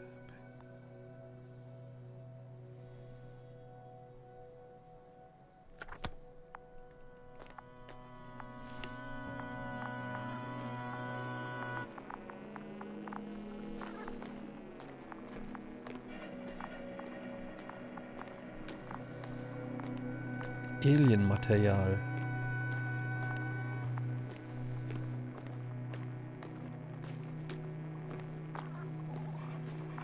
Hi, Bully.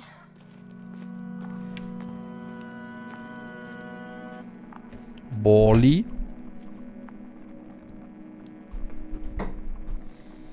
Bali. Moment.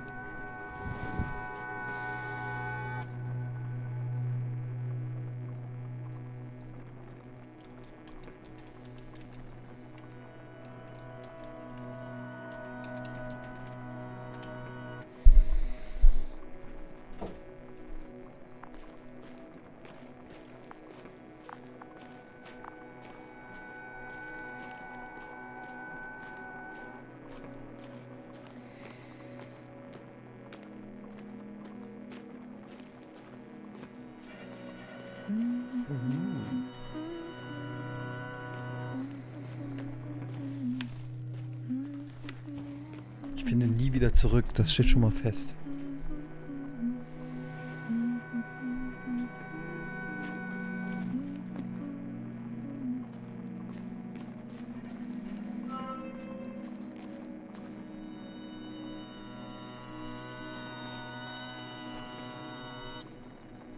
Water was mentioned in the note, around the third point, and I have a matching object here.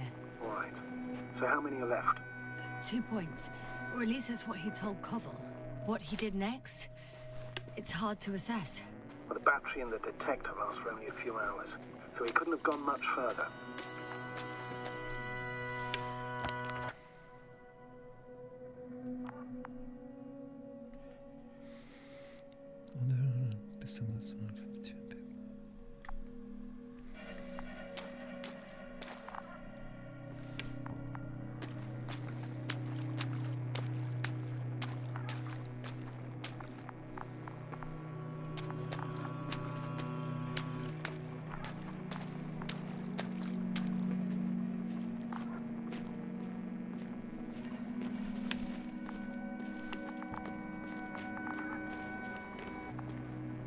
Fußabdrücke. Aha.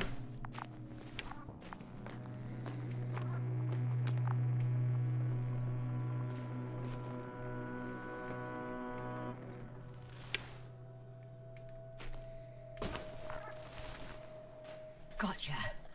I found his tracks. Finally, some tangible evidence that he was going this way. Ah, good. And it's downhill all the way, Doctor. I wouldn't be so sure, Astrogator. The next point is at a height of approximately 100 meters. Definitely uphill. I'm afraid I won't find him for a while. It's hard to see if these traces are fresh. This place is quite sheltered from the wind. So it could well have been hours since he left. No more than 6, considering the timeline we have. Take comfort in the fact that on a cosmic scale, it is nothing. Huh. Very comforting. I think we have the 4th point.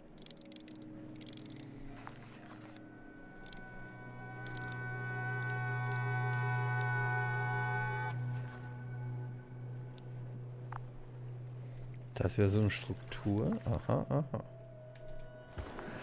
Leute, ich bin hier einer ganz heißen Sache auf der Spur, im wahrsten Sinne des Wortes. Guckt mal hier. Der Boden ist Lava.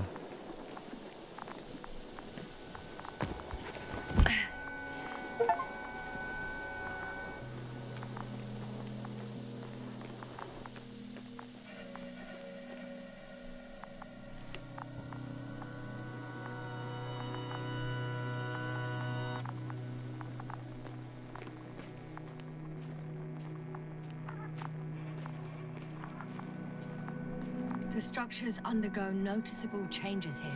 If it keeps growing at this rate, I don't know what I'll find at the end. What kind of growth are you talking about, Doctor? Depth, width, complexity level? In every aspect. Interesting. Do you think these veins lead somewhere? To something? I'm leaning more and more towards that conclusion. But I can't tell what we might expect at the end, if it ends at all. Whoa, hey! Easy there.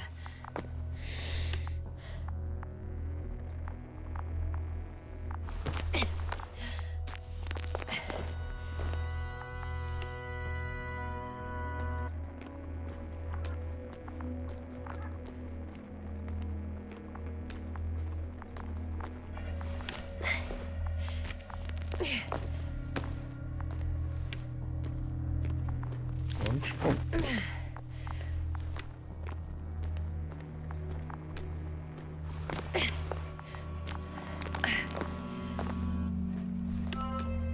Three, two, one. The land is departing. Yes, they're on their way. Thank you for your assistance. Without your help, it would have taken much longer. What's the plan for the second flight? The same place? That would work best. Certain, proven. When you and Dr. Gorski come back, I'll send the lander right away. I have a bad feeling about this.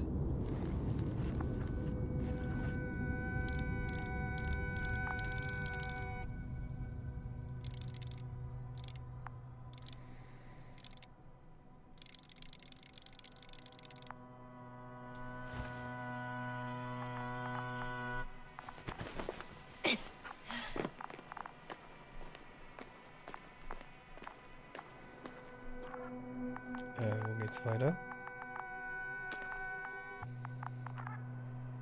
Hä? Hier.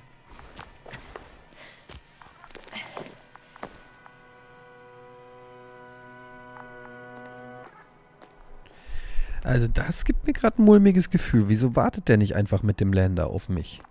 Die halbe Stunde... My legs feel really heavy. Give yourself a moment to rest, Doctor. You certainly deserve it.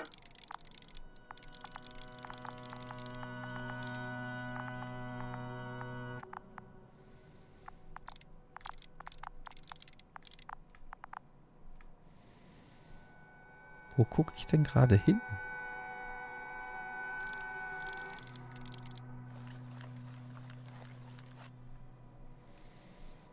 Da will ich doch hin.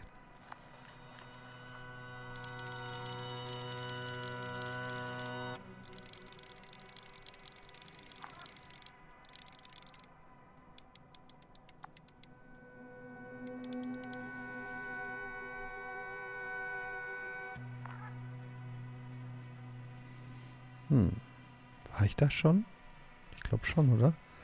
Da habe ich die Dings gefunden. Okay, ich verstehe. Da habe ich hier diese Drohne gefunden.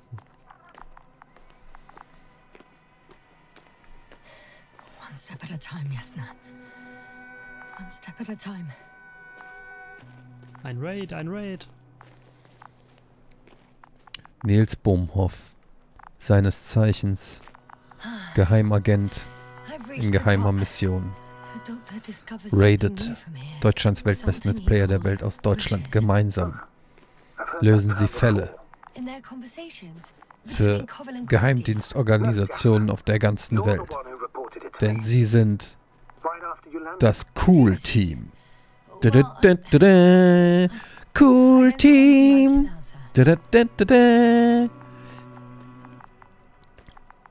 Zwei Männer. Attraktiv. Jung. Dynamisch. Das Cool-Team.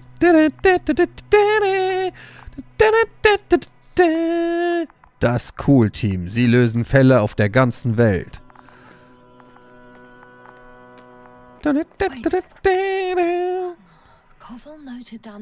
Er ist sportlich. Geschickt im Umgang mit Waffen und Frauen. Eddy, der Boss. Dann ist dort noch Niels.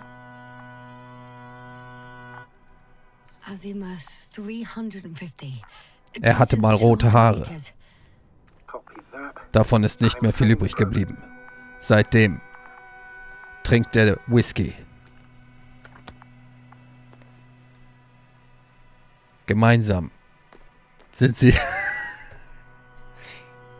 das Cool-Team.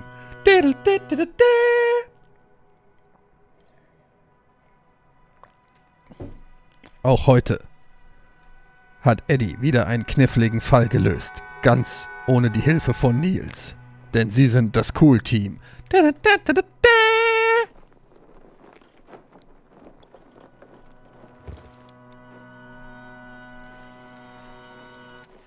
Schwarze Büsche. Got it. I see the bushes. And the doctor? Guck mal, es gibt Hard to Pflanzen. tell. Visibility is poor. It's going to be harder than before. I don't know how the doctor... When it comes to finding a safe route, there won't be a problem. But you'll have to get there on your own 2 feet. I suppose the probe will carry out the first task. It's capable yet? Of course. I set the environment analysis mode. The probe will calculate the best route between your location and your destination. It'll guide you along the defined path. The calculations will only take a moment. Seeigel oder Spinnenpflanzen.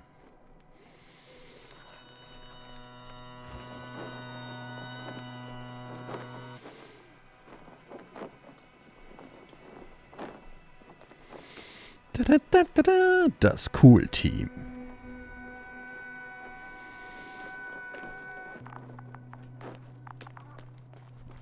Mit dabei ihr kleiner Roboter Smirk. Hey Smirk. Hi, Bully. Hallo Lead the way. Eddy. Mein Gebieter. Smirk. Hol Niels ein Whisky. It's a Schon clever wieder. device, this probe of ours. Haha, Smirk, du bist der Beste. Fly for this Das lab. Cool-Team. Da. Longer than you can stand on your feet. Sounds like the perfect research unit. Maybe even better than a human. Well, let's not exaggerate. Of course, I wasn't being serious. However helpful they may be, they're still just tools in the hand of man, often faulty. Niels Bohmhoff, zweiter Anführer des Cool-Teams, lag an einem sonnigen Tag an einem Pool am Strand. Das macht keinen Sinn. Ein Pool am Strand. An einem Pool, an seinem Privatstrand, in einem Jacuzzi, neben der Badewanne, als plötzlich das Telefon klingelte. Ring, ring.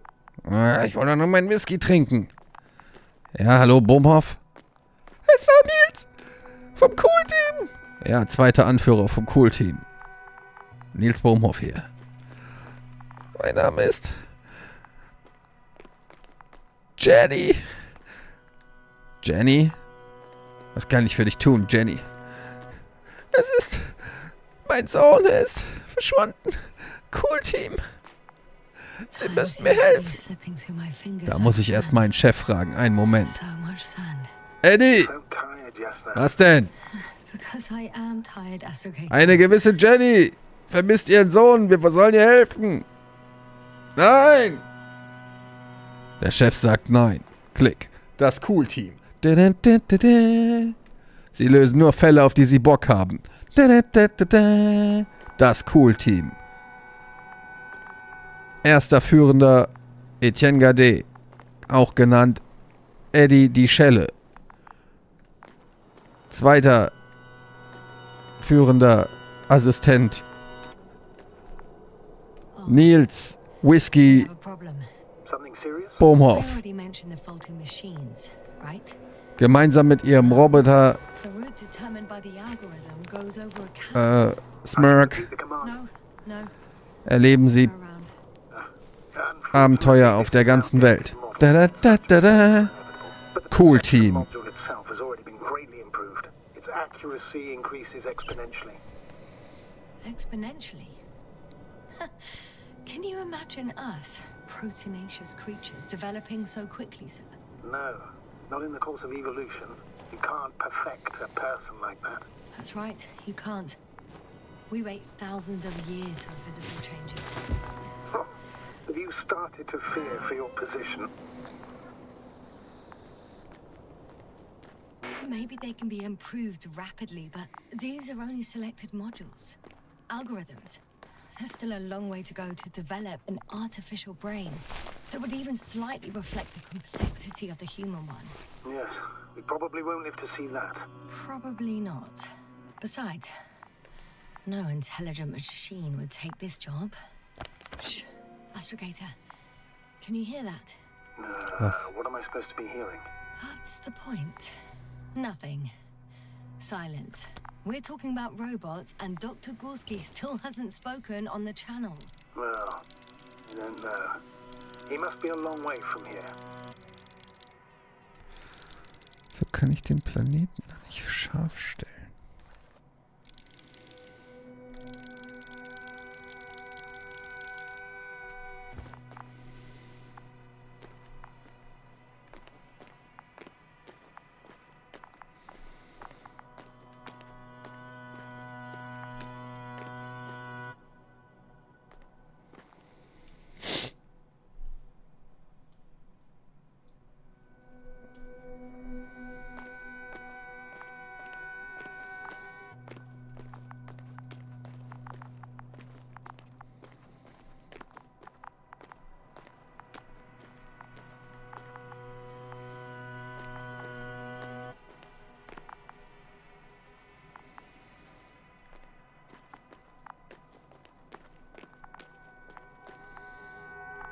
Was ist hier? Whilst traversing this planet, I'm becoming more and more convinced that what I know is not the same as what exists. What can exist. must admit it's an interesting thought. And quite disturbing. Oha. Sieht aus wie so ein Rabbit von Raymond Rabbit, oder? Oder bilde ich mir das nur ein?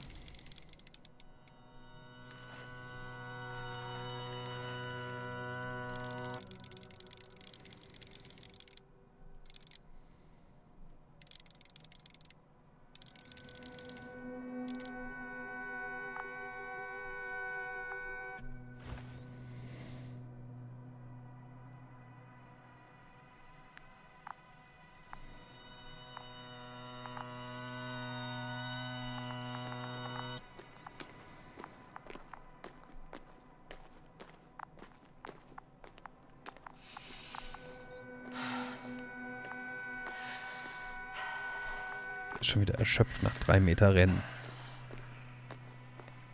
Oh ja, ein Shy Guy sehe ich da auch, ja. Vollkommen richtig. We have to find a way. Agreed. You should move on. That's not quite what I meant. But yeah, I probably should. Okay, da waren wir, ne? I confirm. It's the 4th one. I see our flag. Oh, da waren wir dann nicht. Ne, da waren wir noch nicht. Da will ich dahin? Dr. Gorski, are you here somewhere?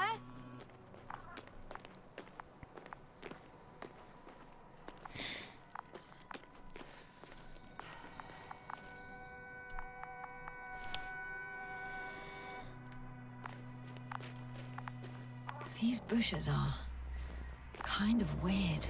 You'd better stay away, Doctor. I'd like a brief description. Just keep a distance.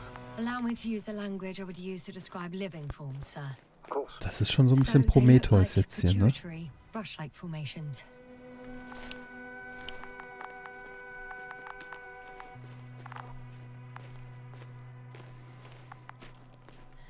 They're high, more or less, from 1 to several meters.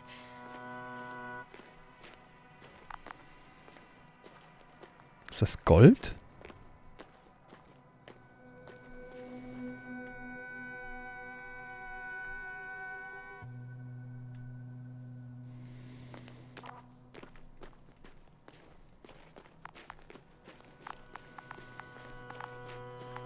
They grow out of cracks in the bare rock.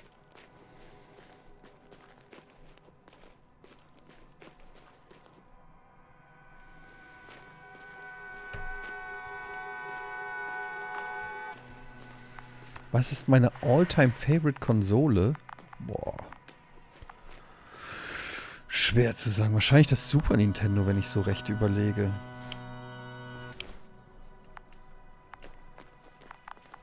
Oder die PlayStation 1?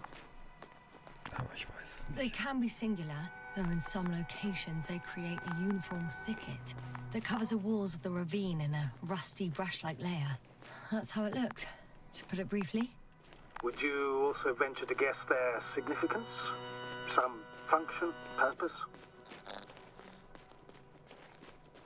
Staying on the topic of biological analogies, which in itself is already a major scientific distortion. Yes, I understand. These are not real plants. But if they were plants, those protruding parts, they would serve to obtain energy, mainly solar. Astrogator, Gorski's not here. I'm afraid he continued to explore. And if he went where I think he did, he might have lost contact with the camp as well as Dragonfly. So we will most likely lose contact too.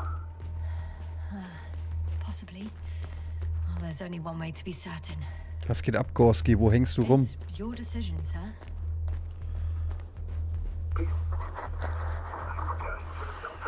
The line's breaking up, but I understood.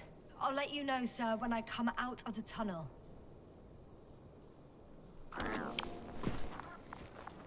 Oha.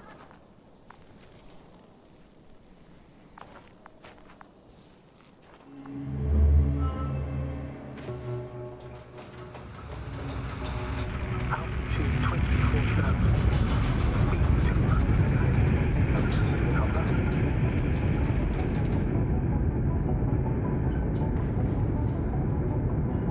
groß ist jetzt das? Already at 12,000. Throttle down. 30 seconds till touchdown. Everything's looking good. Over? Roger that.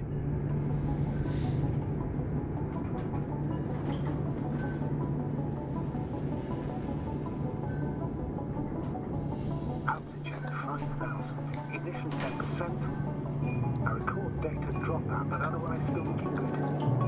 Entering 5%. Copy. Entering final.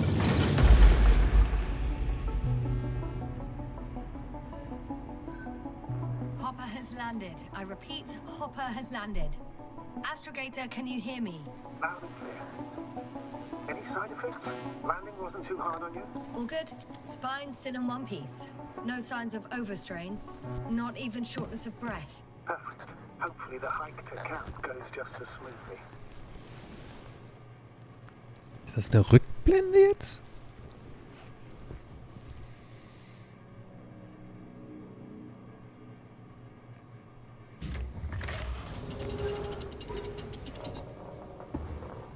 I'm going outside.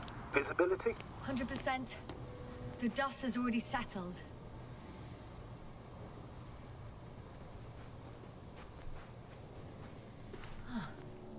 I've located the second lander.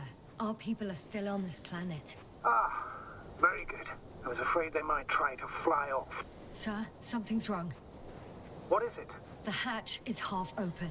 Did they report hydraulics failure? How should I know? You were the last person in contact with the crew doctor. Right.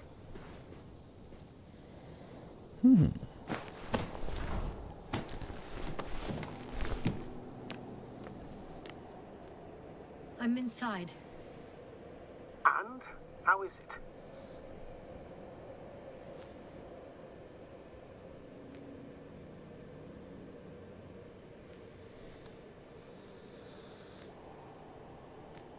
For now, we have to assume that we are left with only one lander. Is it that bad? You don't need to be a technician to see that Beetle's lost its buzz. That's unfortunate. I'm taking Hopper out of here. I'll send it directly to the camp as soon as we find a suitable landing zone.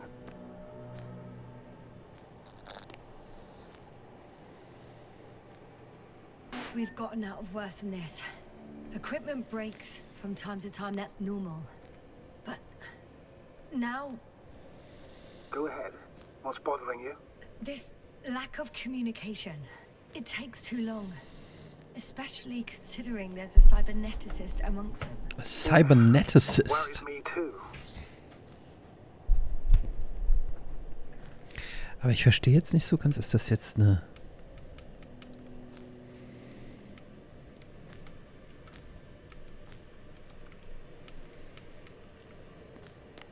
Ist das jetzt ein Rückblick oder was ist das hier?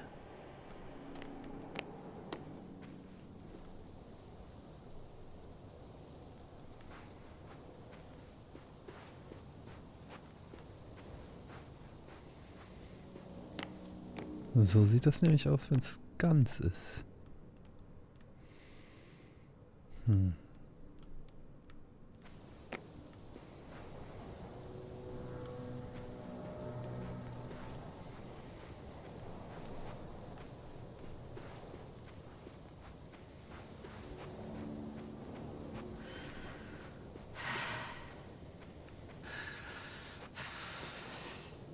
When you admire a beautiful view, an hour seems like a minute. But a minute on a hot stove will seem longer than an hour. Does Regis 3 feel like a hot stove? Sometimes. Das ist jetzt eine andere Mission, oder? Und ein anderer Planet?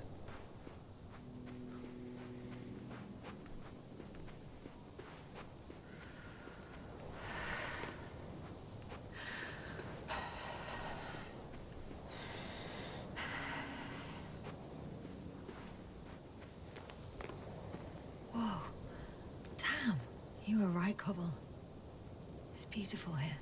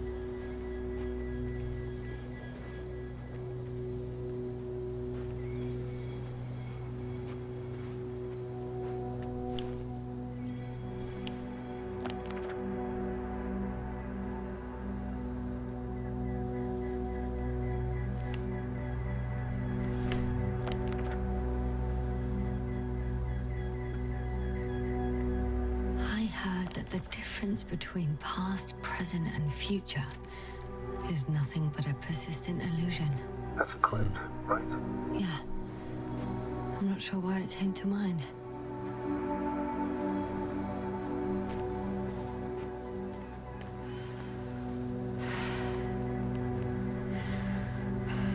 Aha, guck mal hier. Andere Flaggen. I have an object in sight.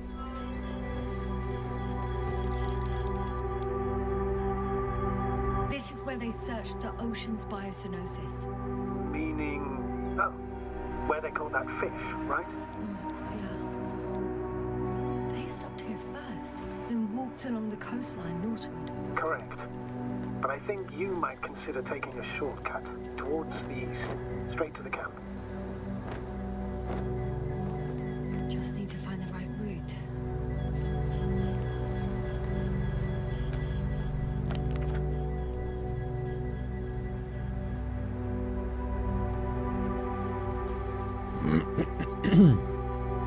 They stopped for a break. How do you know? Are there any signs of the crew? I found a cigarette butt and a pack. Someone was smoking here, So, they didn't give a damn about the regulations. disrupting the ecosystem. That's not the point. I understand you want to minimize the effects of our interference here, Doctor, but the mission's safety is at stake. I don't think I have to explain to you the dangers of igniting a dusty atmosphere. Preserving the integrity of Regis 3's already extinct ecosystem is not a priority in this gar nicht scenario. richtig. Hier. Negligible, actually.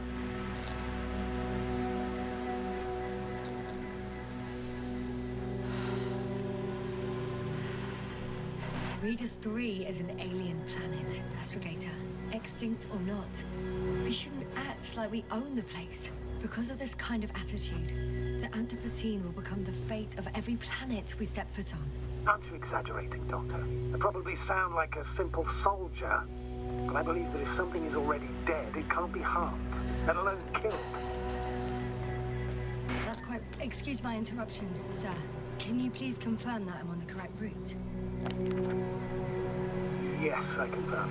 This rate will reach the camp within an hour. So, continuing. You never know what you'll face on a mission. Will our knowledge prove sufficient to comprehend what's alien to us? Or will we ever begin to understand it all? We could even accidentally kill it. Sounds like quite a far-reaching assumption, especially considering that we're talking about a harmless fag end at the far end of the known universe. Right. I got a bit carried away. This route may be faster, but it's not the easiest. Anyway, back to our conversation. On that we can agree, Doctor. Completely. So, links oder rechts? Links, ne?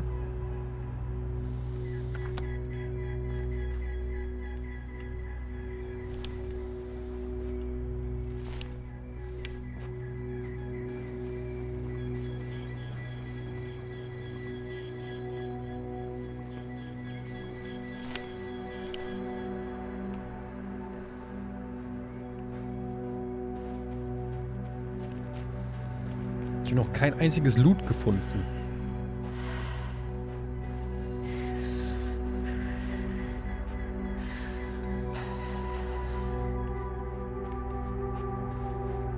What is this? Astrogator, I found a peculiar inorganic structure. It looks like some spiky metal growths. Artificial plants? Is spontaneous growth possible with this type of structure? I've never seen anything like this. I wish I had time to run some tests. When the situation is stabilized, we will take samples. I Oh, promise. oh. Die machen mich schläfrig. I feel nauseous. Oh mein Gott. Suddenly. Mir ist plötzlich... Ich gehe... That's not it. I feel darkness. Hang on.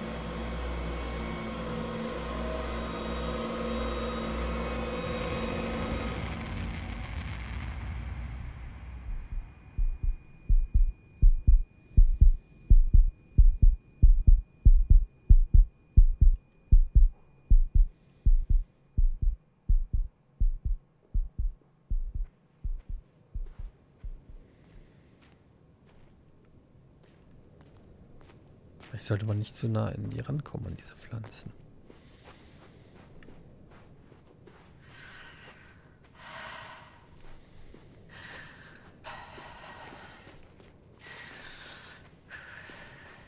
Tja, hier geht's jetzt gar nicht weiter.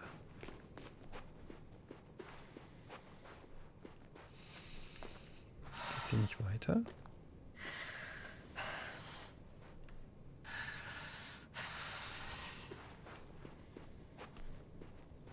Yes, now focus. What now? Doch, siehst du?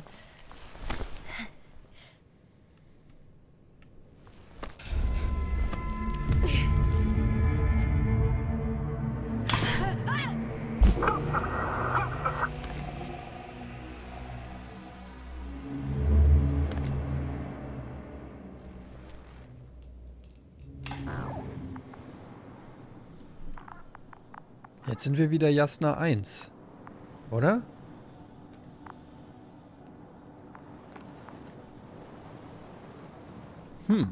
Interessant. Und weil es so schön spannend ist, machen wir hier an der Stelle Schluss. Mit The Invincible. Das Spiel gibt es zurzeit bei Steam um 20% vergünstigt. Und wir können es uns hier nochmal ganz kurz anschauen auf der Shop-Seite. Ihr findet aber auch einen Link hier bei mir im Channel oder im Panel. Und ich würde vorschlagen, gar nicht so viel hier Screenshots und so weiter zu checken, weil ich glaube, das Spiel ist am besten, wenn man gar nichts darüber groß weiß. Deshalb zocke ich auch nur 2 Stunden. Aber hier seht ihr, zurzeit gibt es noch bis zum 20.12. gibt es hier noch einen minus 20% Rabatt auf das Spiel. Und das ist von den Frostpunk-Leuten, die hier zum Beispiel auch ein Frostpunk X The Invincible Bundle anbieten. Also kann man sich auf jeden Fall mal angucken. Ist so ein bisschen, ja, Walking Simulator. Ich finde, das ist immer so ein komisches Wort, aber es ist so ein bisschen wie Firewatch, nur auf einem anderen Planeten. Und ihr habt es ja jetzt, wenn ihr es jetzt gesehen habt, eine sehr schöne Atmosphäre, sehr ruhiges Spiel, fast schon wie ein Buch. Es basiert ja auch auf einem Buch oder auf einer Buchvorlage und ist natürlich eher ein ruhigeres Spiel, aber es wird immer spannender und ich muss sagen, ich war jetzt komplett 2 Stunden reingesaugt in diese Welt. Ich finde, dass das irgendwie echt gut gemacht ist, dass das alles so sich schön viel Zeit lässt, um einen da möglichst authentisch sozusagen in diese Welt zu ziehen, im wahrsten Sinne des Wortes. Dazu dieser geile irgendwie Retro-Sci-Fi-Look, der irgendwie Bock macht. Geiles Voice-Acting und noch eine Menge Fragen auf jeden Fall. Ja, also kann ich nur empfehlen, The Invincible, wer auf solche Spiele Bock hat und mal hier so mal wieder ein schönes Einzelspielerspiel, was man abends vielleicht jetzt an kalten Weihnachtstagen mal ein bisschen spielen möchte. Wirklich, bin sehr, sehr positiv überrascht von dem Spiel. Checkt das mal ab. The Invincible auf Steam.